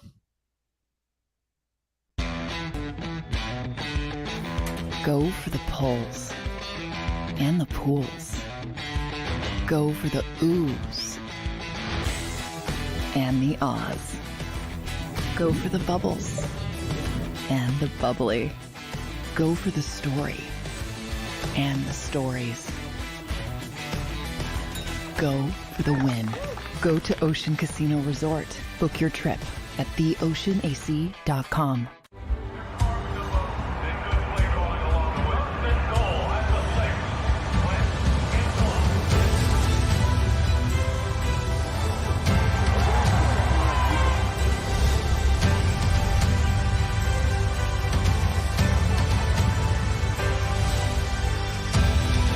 On the field of life, First Trust Bank is there for you.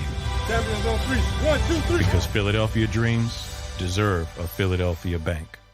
At Stateside Vodka, every new customer gets the world's best rocks glass, free. You're telling me that bottle is cut in half? You could say that.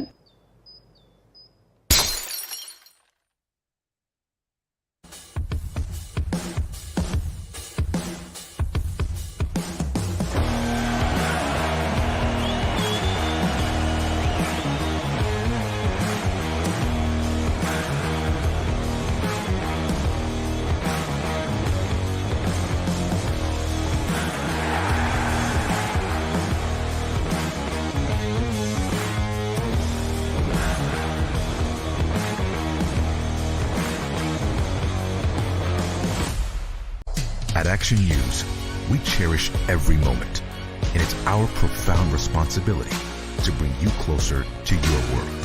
Never miss a moment. Trust the people at Action News. All right, did you know I was the mommy slam dunk champion? Really? Yes, really, don't sound so surprised. Let's see it. Oh, you're ready. All right, here we go. Let's hear the crowd.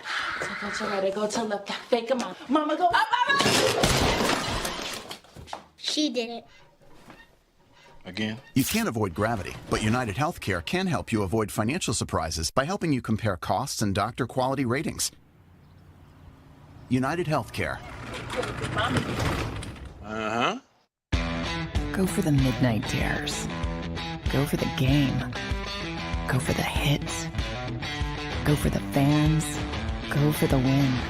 Go to Ocean Casino Resort. Book your trip at theoceanac.com.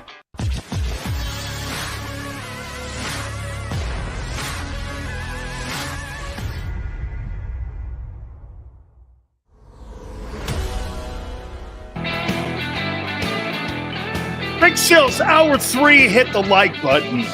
You want to see what I compare golf to? I was given this great award. Darts. And look what they are too, baby. Somebody custom made Hurricane darts for Big Sills. Woo! Golf is not a sport. Darts are not a sport. Bowling's not a sport. Skydiving's more of a sport. Curling, that's a sport. Bang. Look at that. Custom-made darts for Big Sills. How you doing? Hurricane style. That's right, my bitches. That's how you get it done. Yeah. Golf's a sport. Ping pong's a sport. Okay? Ping pong. Is that a toothbrush in Sills? Hey, somebody goes like this. Sills, lay off the crack. Yeah, I look like I'm on crack, don't I? I'm a biscuit away from 338, and you're telling me I'm on crack. Okay. Yeah. Yeah. Ping pong is a sport. It is a sport. I'm not kidding. Ping pong's a sport. Golf ain't a sport, dude. I'm watching a bunch of white guys sitting around over the weekend at a country club go like this. Yes, after the 18th hole, we'll hit the 19th hole. And I'll have a Sebring, some cheese, and some crackers. Please deliver that to my table. No caviar. and Sam, get my car for me. Sam, get my car for me. After my third grape tulip. Yeah, can I have a tulip, please? Thank you. That's a guy. Hey, when a guy gets done with a tough round at the U.S. Open, yes, can I have a white wine spritzer, some cheese, and hey, Sam, get my card too after the third one.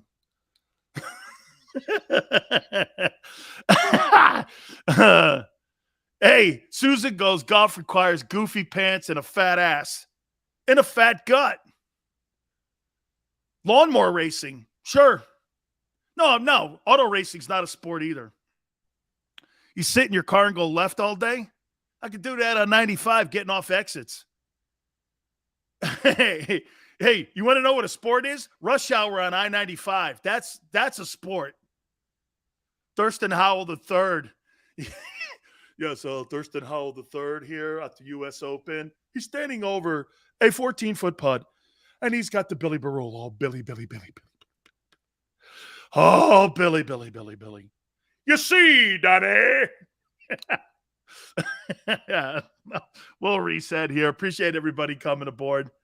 Still, so Philly South Philly probably has cheesecakes and hoagies airdropped to California. Cricket's a wormy sport too, dude. Okay? You're in slacks.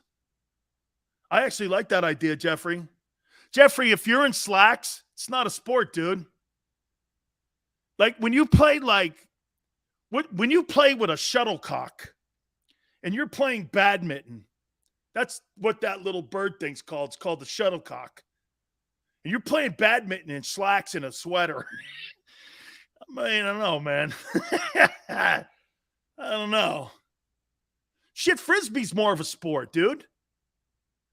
You got to move around, at least with Frisbee. Okay? Frisbee, you got to at least move and sweat.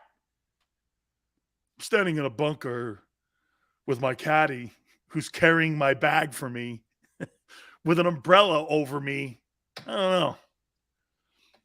know. Jimmy, you know what a shuttlecock is. Don't act like you don't know it. Ultimate Frisbee's a sport. I'm not kidding. I believe it is.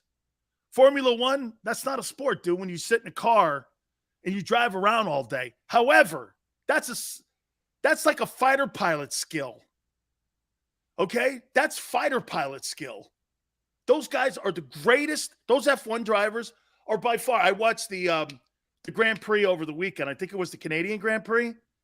And those guys are the greatest drivers on the planet. I'm not telling you that F1's not difficult, because if everybody could do it, they would. F1's insane hard. Okay? Yeah, no, Xander, I watched that Grand Prix, man. I say this all the time when I'm watching the F1 guys. I'm going like this. You put those F1 guys, when you put Alexander Rossi on the big ovals, they're afraid of them F1 drivers because these guys have balls of steel. They drive around. They don't care. When you have that kind of space, those F1 guys, if it had wings, they'd fly over you.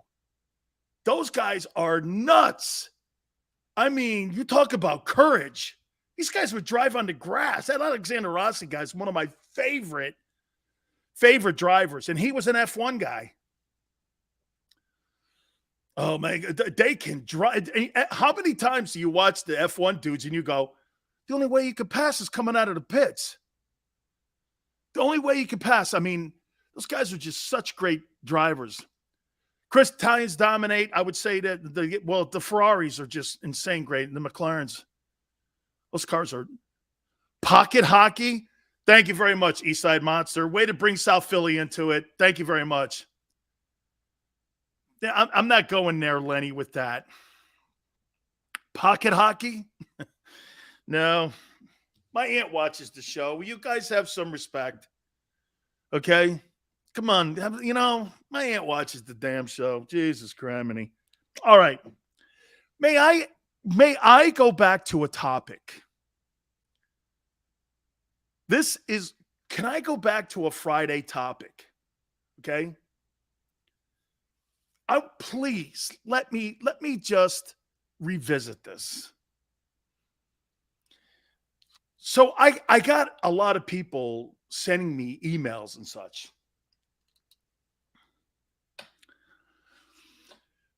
Here we go. Thank you. Shane, here we go. If you had the chance, knowing what you know today about Deshaun Watson's issues, would you still want him on the Eagles?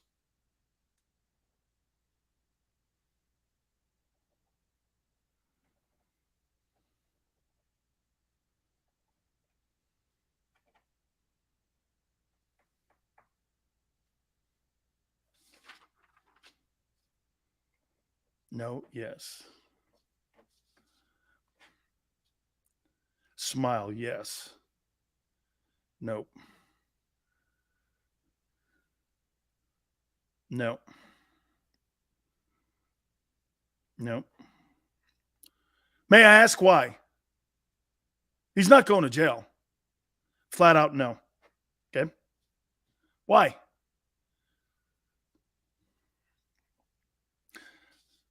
Michael, Mario Cristobal's been breaking my stones about, hey, okay, here, I got to write that one down too, because I got a call. Damaged goods. I'm assuming, okay, damaged goods. Susan, I just don't want the locker room drama. What has Watson ever won? Dude, so you think somebody just gave a guy $230 million because he sucks? And guarantees? Uncertainty, okay? Eagles are ahead. So you think the Eagles are ahead of the Browns right now as a franchise? A distraction in the dressing room may cause Sileo stir stick issues. Deshaun loves happy endings. Can't trust them. Self-inflicted baloney. Before he got to 15, I didn't want him on the Eagles. Too much drama. Okay. If you ask this question, he's got great talent, but it's a major distraction. Let me ask you something. How many teams, if I ask that question to general managers, let's just do this. If I ask the New York Jets that question and Joe Douglas that question, what do you think Joe Douglas would say? You think the Jets would want him right now? Do you think the Giants would want him? Carolina, New Orleans, Miami, Atlanta, the Bears, the Niners, Seattle.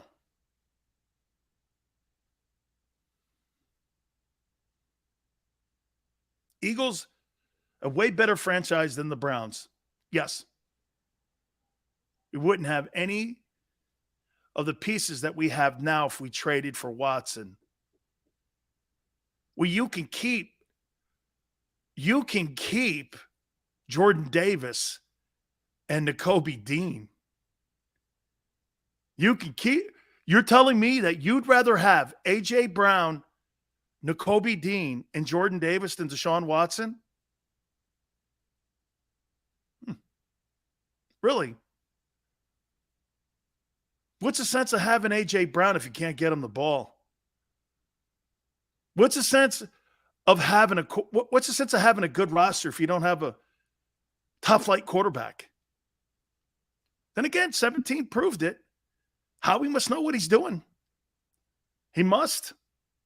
Doesn't want to practice? Going with this? I think great things are happening this year for the Eagles. I do. Shane says something interesting. Laurie didn't have the money like that, though. So after Watson does his time, there is no time, Dank. You mean suspension time. You mean suspension. He's not going to jail for anything. After he does his suspension. So 6 games. Say it's 6 games. Say it's 6 games. You wouldn't want him on the team. You're hearing a year and a half? Not happening. Not happening. That's a good question, Randall. Randall goes, do you think the owner of the Eagles had the $230 million to give to Deshaun Watson? I think the question more is, would he be willing to give $250 million to one guy? And I don't think he has the onions to do it. I think the owner of the Eagles doesn't have enough onions to do something like that. That's why it's safe Jalen. Safe sledding. Yeah, he's safe as ever. He was drafted as a safety belt. In case Carson blew up. This guy's the best seatbelt in the history of pro football. Character, good guy. Everyone loves him. Perfect for all the shit that's been going on for 2 years. Chris says Watson will get 10 games. Hey, Chris, we got to find that out real soon or not, right? We got 6 weeks to camp. Get this. The winning is going to shut people up. Okay? Get to the season. People shut their mouths. Jesse, Seals, do you think 1 year is enough for Watson? I think he's already done a suspension, hadn't he? Didn't he do it last year?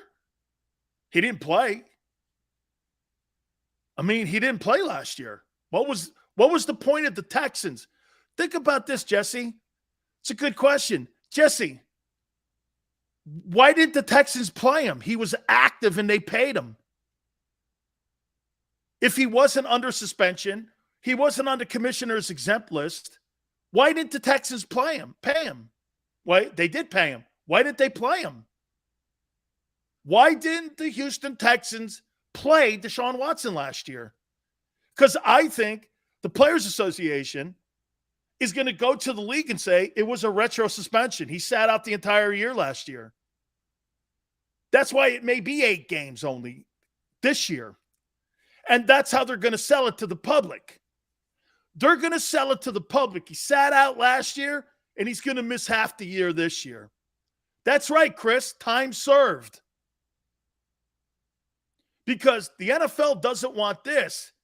Dude, the Players Association can bring up all the shitty things that Bob Kraft, Jerry Jones, Daniel Snyder, or all the rest of these guys have done without any ramifications or repercussions. And you just can't use, well, they own the teams. It's conduct detrimental any way you slice it up. Okay? Any way you slice that up. Oh, I see. Bob Kraft can go after hookers in Orlando at a massage parlor, but it's okay. No shit, no harm, no foul. He was exonerated by a grand jury. So was Deshaun. What's the difference? Again, you want to slice up the difference in cases, or do we just want to go as vague as the league? The reason that I'm asking this question is because that little bylaw inside all the contract that says conduct detrimental is set up to be vague so that every case fits into that bylaw that are in the contracts. Okay? Conduct detrimental could be Drew Brees talking shit on Colin Kaepernick. That guy had to apologize for nothing. So to me, I mean, okay, so a grand jury cleared him. No district attorney has found any evidence of criminal crimes. The Texans paid him. He was not suspended by the league last year at all. He's not on the commissioner's exempt list now. I thought the Cleveland Browns would be looking into getting out of the contract. They're not. They're very happy with what's going on. Not so much the public shit that's out there, but in his behavior and how he's acted.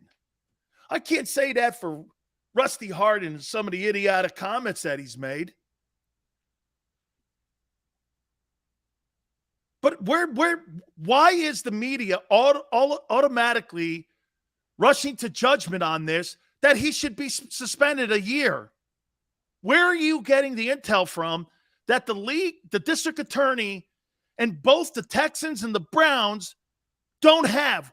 Where is the media getting this from? This is, again, hey, let me give you a great example of this. Do you know that case? Do you remember when those Border Patrol guys were trying to get the people that were crossing the Rio Grande, and the President of the United States, Vice President, and everybody in the media were saying that they were whipping those people that were going across the Rio Grande without having any evidence? Remember how that looked? Everybody in America was horrified. Turns out they didn't do any of that. And they were cleared. Okay? They were cleared. Even though the White House wants them to have some type of retribution against these guys, they didn't do anything wrong. They did nothing wrong. But everybody rushed to judgment, including the President of the United States, that these guys were beating those folks that were trying to cross the Rio Grande. And I'm not for beating anybody like that. However, his comments were damaging. And so the comments that are being made by the media now, it's the same thing. It's a rush to judgment. You have no evidence to prove what these media people are saying about Deshaun. Does it sound like I'm defending due process? I think everybody should have a right at due process. The most guilty on the planet and the most innocent on the planet, because that could be you one day. I think everybody has a right to have their day in court. But see, our media today doesn't want that. Whether it's Border Patrol people or whomever, internet assassins. Nobody gets their day in court any longer to have their side of the aisle heard. Because if there's something perception that all that people know is New York Times, who put that Russia hoax out there for 4 years, turned out to be the biggest lie in political history. They won a Pulitzer Prize with the Washington Post for printing lies. You're going to believe that? I don't believe any of that. I don't believe the media. I believe in actions. And here are the actions so far in the Deshaun Watson case. And I am making a case to have the guy on your team. Not only was he not suspended last year, he was paid $18 million. They traded for him. The Texans got 3 first-rounders from the Browns. And in the process, the Browns gave him a raise. Does that sound like a guy that has evidence against him? Why in the world would the Browns give him a $230 million bag of money if they thought he was going to prison? Why?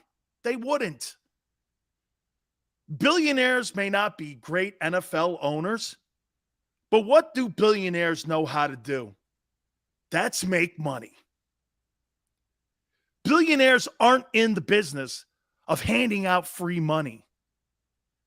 They're called sharks for a reason. That's because they take advantage of everybody. And if you think Jimmy Haslam is a bad NFL owner, you have every right to say that because it's been a shit show in Cleveland.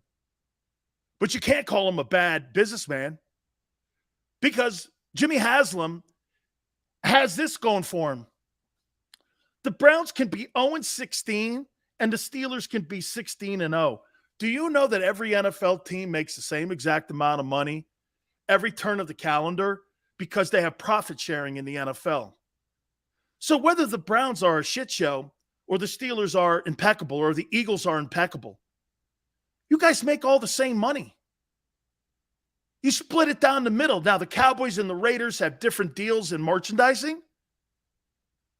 That's because Jones and Al Davis back in the day were brilliant business guys and had these little bylaws in there on their merchandise. But for the record, all owners share in profit. It's profit sharing. All NFL owners get a check for $390 million stroked to them by the TV networks every year. Their value of their teams go up 18% no matter what, even during a pandemic. So Jimmy Haslam is not handing out money unless he knows he's getting a return on it. Right?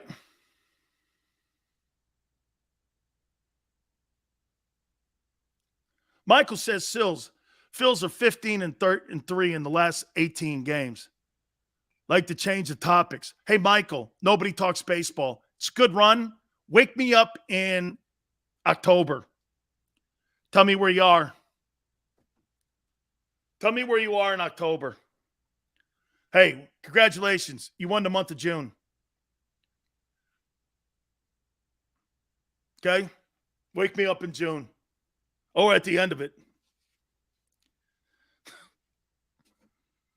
So, the Browns are going to come out on top of this. They're going to come out. They clearly are going to come out on top of this. Because that's who they are. All right, do me a favor, guys. Our friends at Morgan & Morgan want you to know this. The fee is free, which means they don't get paid unless your family gets the fair compensation it so rightly deserves. If you're in a case that right now you're looking for an attorney, there's only one firm. That is Morgan & Morgan. For the people is not a slogan. This is who they are. This is what they do. Last 30 years, they've collected over $13.5 billion in compensation settlements for all of their clients. 800 attorneys strong across the country. The army of attorneys at Morgan & Morgan make them second to none. They're the biggest attorney firm in the United States, and they're ready to do battle for you. They're going to get you the money you need. Trust me when I tell you this, right? Offices in Philly, New York, and Florida, they're everywhere. You see Morgan & Morgan everywhere. You see them now in the truck races and NASCAR. You see them in MMA. They're all over the place now. Morgan & Morgan is the biggest, and they're not afraid to go to battle for you. Call them at 800-512-1600. That's 800-512-1600. Open 24/7, 7 days a week. The call's free. The consultation's free. 800-512-1600. And when you call Morgan & Morgan, do me a favor, tell them Big Sil sent you. I'm John Morgan of Morgan & Morgan. When you're hit from behind in a car crash, the insurance company may try to say, you can't possibly be hurt. It was only a few miles an hour. It's simply not true. You see, here's the thing. Getting hit at 10 miles per hour is like falling off of this. 15 miles per hour, like this. And only 25 miles per hour, this. Injured, dial pound law. There's only one Morgan & Morgan.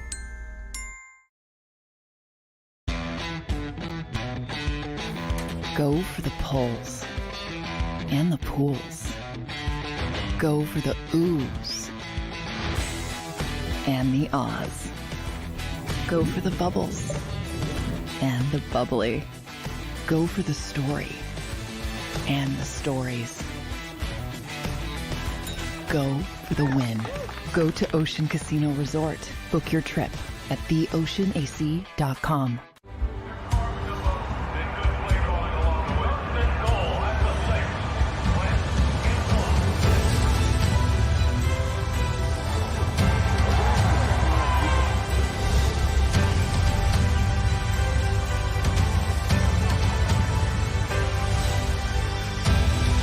On the field of life, First Trust Bank is there for you. Champions on 3. 1, 2, 3. Because Philadelphia dreams deserve a Philadelphia bank. At Stateside Vodka, every new customer gets the world's best rocks glass, free. You're telling me that bottle is cut in half? You could say that.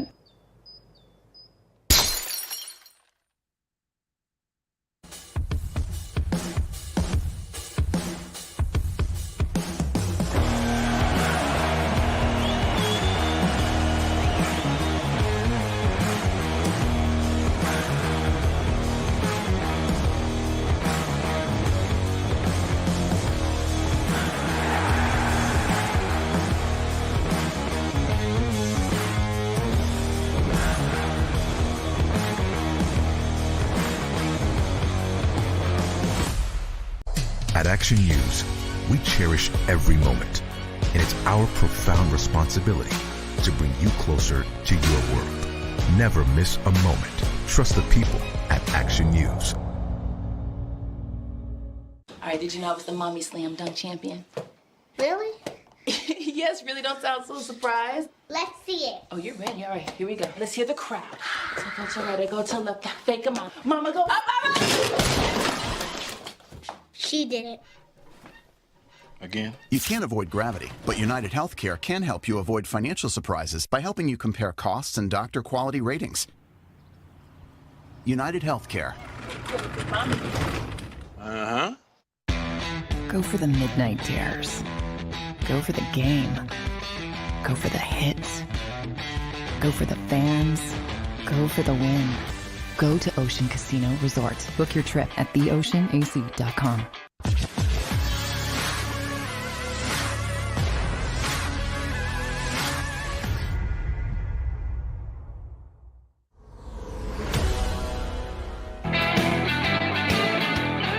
Welcome back. National Football Show. It's your boy, Big Skills. Please hit the like button. Thank you guys so much for coming aboard. Man, is Ron Rivera working hard. I put a request in to Ron to get him on the show.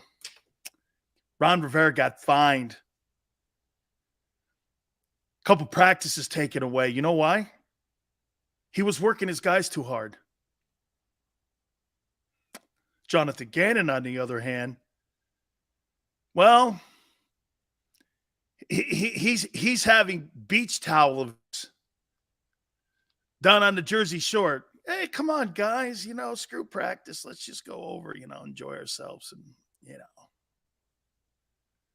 let's have a picnic. Rivera's out there grinding. What I loved about the Commanders getting fined, excessive contact. Excessive contact.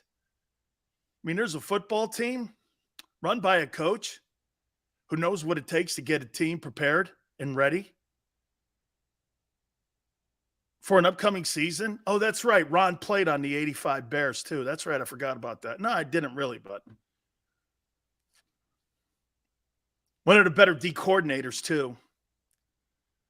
Okay? One coach is doing this. Hey, man. Let's get after it, man. The other coach is, well, do we really have to practice these last 2 days? Come on, guys, go home. It's okay. It's all good. Don't worry. I'll see you in the fall. Fuck it. Don't worry. Rivera's getting fined and they're practicing harder. Who do you feel more comfortable with on the team that's being prepared for the upcoming season? The Commanders or the Eagles? Just because you have the most talent on your roster doesn't mean that talent will fulfill the prophecy if they're not prepared. Preparation is everything here. Gary Cobb, his interview last hour, he must have went over that at least for 10 minutes. Okay? I mean, I thought the Eagles were going to have a lemonade stand built right there at the NovaCare Center. And, it was just really good stuff, man. I mean, yeah. I want everybody healthy. Let's get to the fall camp. And, September's right on the corner. Yeah. I like those teams, man. Pushing it to the limit. We'll never accuse the Eagles of that. Thank God you have veteran guys on your team. I wonder what young guys would think if you don't practice hard enough. Or how about this? I don't know about practicing hard enough, preparing hard enough. Everybody knows when you have a sense of urgency, that's something that's vital. Think your job's on the line. You have a lot. Hey, by the way, look at all the people that have one-year deals. If I was on this Eagle team, I wouldn't. I'd be practicing with a couple of my boys right now because I'm not getting enough practice time. And I don't want to have my job taken from me from a guy in the front office. Because the only way you can win a job is if Howie says that guy should be starting or not, because you can't get a sense of competition. There's no competition in the Eagles training camp this fall. There's no competition. The right guard is going to be picked because Howie picks him. You don't have enough practice time. There's no way you could sit here coming out of OTAs and go, well, he's my right guard. How do you know that? There's no fair competition. Then again, that's how Jalen won the job. Jalen never had to battle for it. He never had to fight for it. He was given it.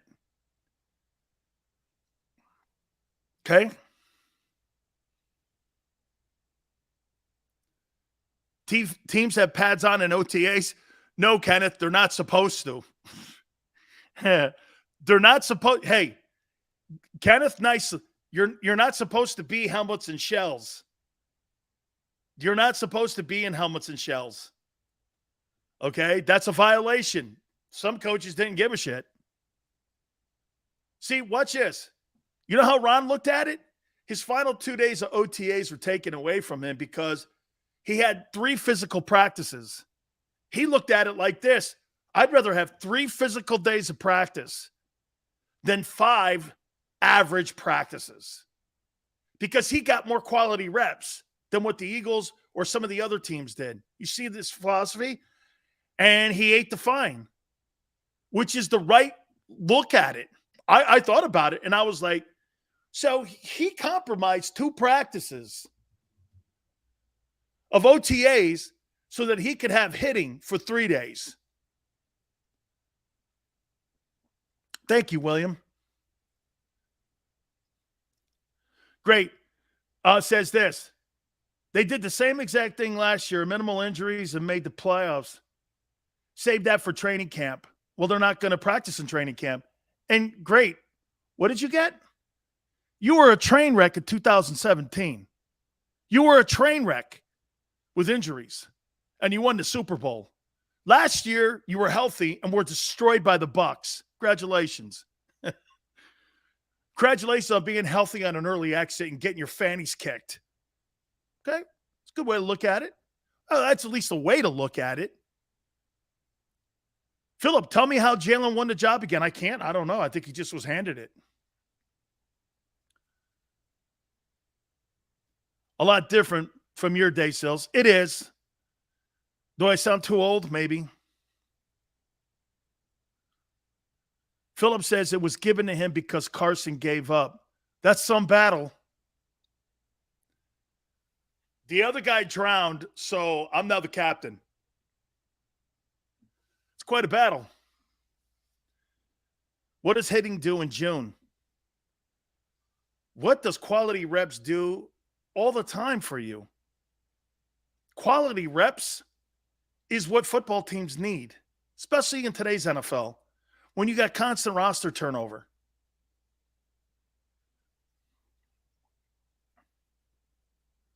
The Bucs were playing the Philly Stars at the USFL.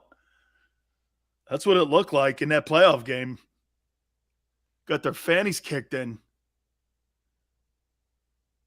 Stacy says, true, I'd feel much better if Minshew was start. Nah, don't go there. Nobody's saying that. Nobody's saying that.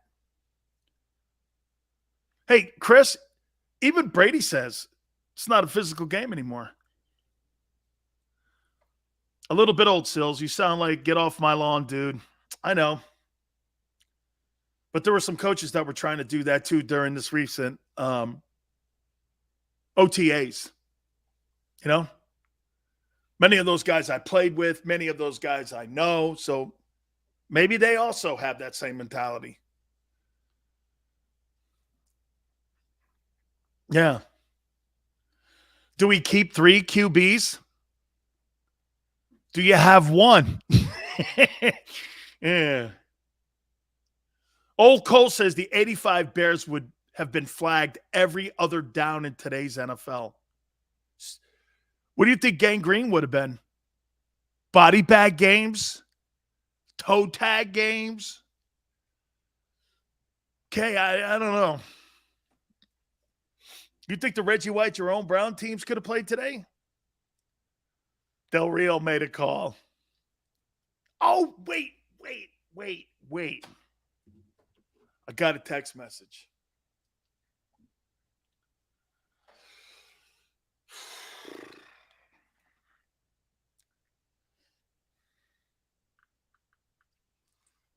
Big Cells.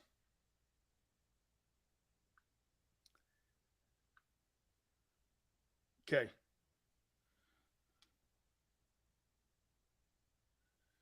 The bottom guy's my friend, and he's a former Canadian. He's the chief of police at Coral Gables. And he's really plugged in to the Canes program. They're pestering me on doing something, but I also got a text message that said this. Sills, why is Tyler Van Dyke running around the training facility saying that he's going to be an Eagle? Okay? Why?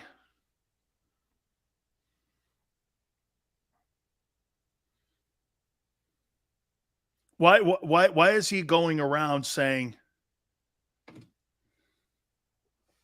I'm going to be an Eagle? Wait, Kenneth, what do you mean? Hey, Kenneth, not this. Kenneth.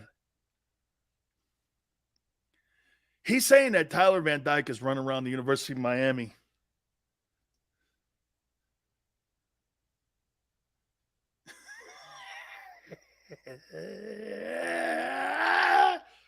Shut up, Xander. Shut up. Don't give my secrets away. Some of these Philly people, man. Tyler who? Is this guy from Invisible? Who is Tyler Van Dyke? Okay. Not this again. Hang on. Hang on. Joseph, thank you very much. So here's what I'm going to do for you. So Mario Cristobal goes, come on, Sills. The kid's running around the practice facility now thinking he's going to be a Philadelphia Eagle. What have you told him? Have you talked to the Eagles? I said, not yet. I said that I'm very sure of it. Tyler's parents reached out to me too, by the way. And they keep asking me, you think he'd be a fit in Philly? And I say, yeah, I do think he'd be a fit in Philly. And Xander's like this. Oh, my God. It's early. Storytelling with big cells. Hey, all I'm doing here, Cole, is just trying to get you a big-time arm quarterback. Just laying it out here. I've set it up for you. If you don't want it, I can make it go away. Boss, do you want this to go away? Guys, please hit the like. Do you want this to go away? I could easily make this go away. And what I'll do is I could probably send Tyler Van Dyke to the Dolphins if you'd like. Or better yet, to the Commanders. I think he'd do well with Ron. Or the Giants. Oh, I couldn't do that to Eagle fans, though. God, wait a minute. He's from Connecticut, playing in New York? Or kind of. And playing for the Giants? Probably be a dream come true. But he wants to play in the New England area. We had a big arm quarterback. We need an overall great quarterback. I know you do. That's what I'm trying to do here. Michael says, Big Sills, don't do that. Okay. Campaigning, Sills. All I'm here to do is help. I told you this. You know the Eagle people watch the damn show. That's all I'm doing here. Now look, I have to get off the air soon. And I'm calling Mario Cristobal. And guess who's going to be in the room with him? Tyler Van Dyke. Because they want me to come down for the Legends Camp. So what I'm going to proceed to say to Tyler is, Eagle fans really like Jalen Hurts.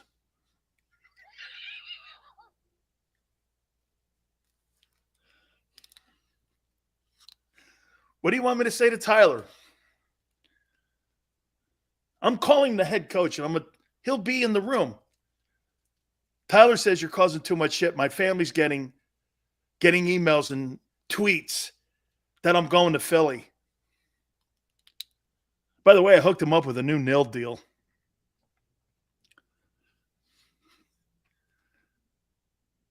$15%, Big Chris. I can't. It's hot in Miami now. Feels like 110.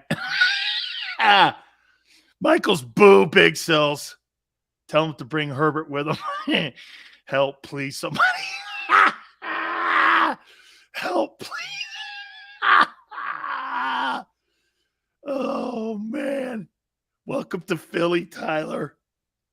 I'm not kidding you. I'm going to talk to him here. Xander goes, I'll take him.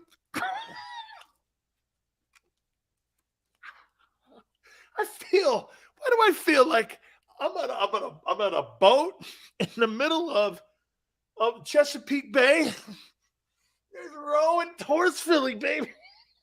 Tyler, sit in the back. Help me row, man. Be a coxman. There you go. Hey. Whoo. Row.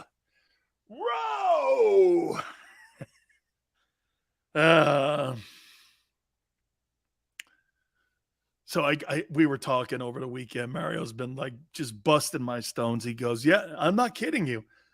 Van Dyke walks into the weight room. He's got an Eagle shirt on. And Mario goes like this. What's with the Eagle gear? He goes, yeah, Sileo's got me going up to Philadelphia and playing for the Eagles next year. He ain't no round 2 guy. He's going 15. Set his ass straight. I'll take the kid. Get the stick out. Big Sills, you should show some of Tyler's highlights. Oh, man, he was spectacular last year. He'll be even better this year. By the way, just so you know, if you go to my Twitter page later on at Dan Sileo Show, let me think. Who coached Justin Herbert? Here, let me see. I think I can answer this. Let's see. Let me see here. Let me see. I think I got something over here. Yeah, here, I got a picture here. Let's see. Let's see here. Justin Herbert. Alan Sileo, why not? See if that works.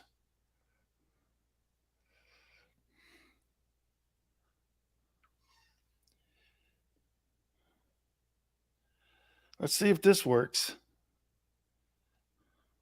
Oh, gee. Huh. Who's that? Is that Justin Herbert and Dan Sileo? Is that Justin Herbert and Dan Sileo? By the way, he is 6'7". Is that Justin Herbert? Is that Justin Herbert and Dan Sileo? Jeez, oh man. Now let me ask you something. Who was his coach in college at Oregon? What's his name? What was his name? Mario Cristobal? Oh, that's right. Mario Cristobal. Where's he now? Oh, right here?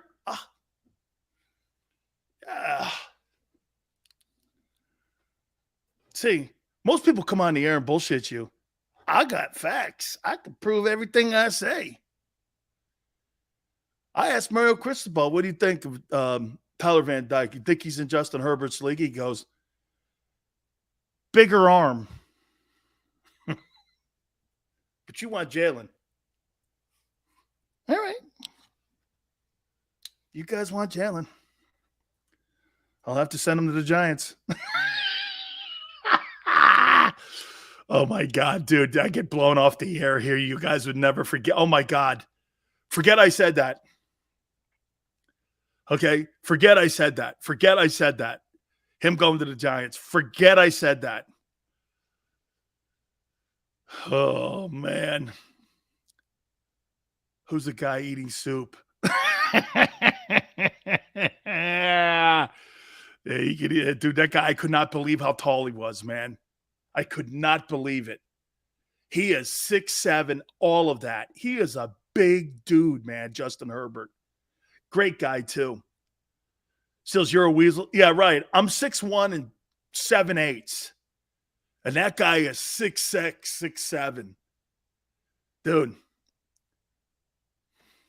I want Herbert. Yeah, what? You think the Chargers are giving that guy up? Not in your life. They'd give up Josh McDaniel before they gave up Justin Herbert. The Giants love Jones. That's why the Giants suck. Thank goes he's going to ball out. They told me he will. People think Herbert is great. I ain't seen it yet. Really, Jimmy? Hey, Steve-O, thank you, man. See, you know what? I am a little – hey, now you see why people look at Big Sills and go like this. This guy just twists them off, man. He just twists them off. I don't mean to.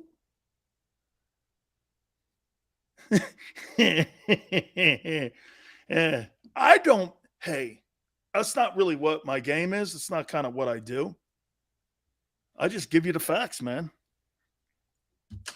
Yeah, I got a phone call right after this at 6 o'clock Eastern with the head coach and Tyler Van Dyke. And you guys are like this. Herbert or Josh Allen? Josh Allen. Thank you, Michael. Really cool. Kenneth, get TVD on your show. Let's see what he's about. Okay. Will you promise to be nice? You too, Xander. A little bit, William. Not as much as I did back in the day when Big Sales still holds the record for bench press in the weight room. Not as much as I did. Xander, you got to be a good dude. Don't be a jackass. If you don't get them on, they ain't buying it. Okay. There's not one thing I've ever said on these shows that I cannot prove or was bullshitting on. Okay. What do you think? I'm Bayless and Stephen A? Those guys lie every day. TVD or Young? Tyler Van Dyke. He's bigger.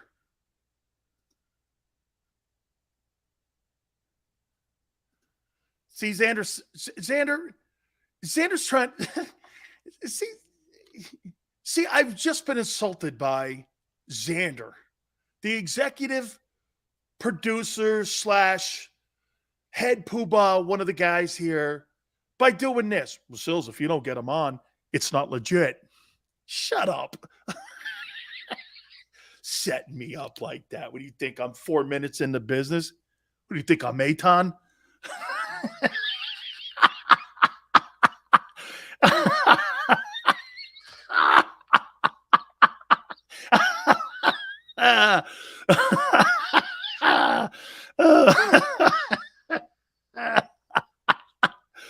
Oh my God. It's executive insulter. I actually like that tag for him. Okay. Lori wants Bama guys. After this year, he'll want Hurricane guys again. Hey, excuse me. I didn't say that. Big Sills top 40 kickers coming tomorrow. You guys are too much fun, man. I appreciate it very much. I believe Ross Tucker tomorrow will be on the show. I appreciate everybody coming to Big Sales deserves it today. All right.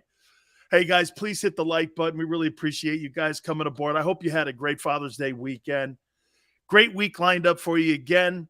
We will see you tomorrow going 3 to 6 Eastern time. We shall see you on the flip side.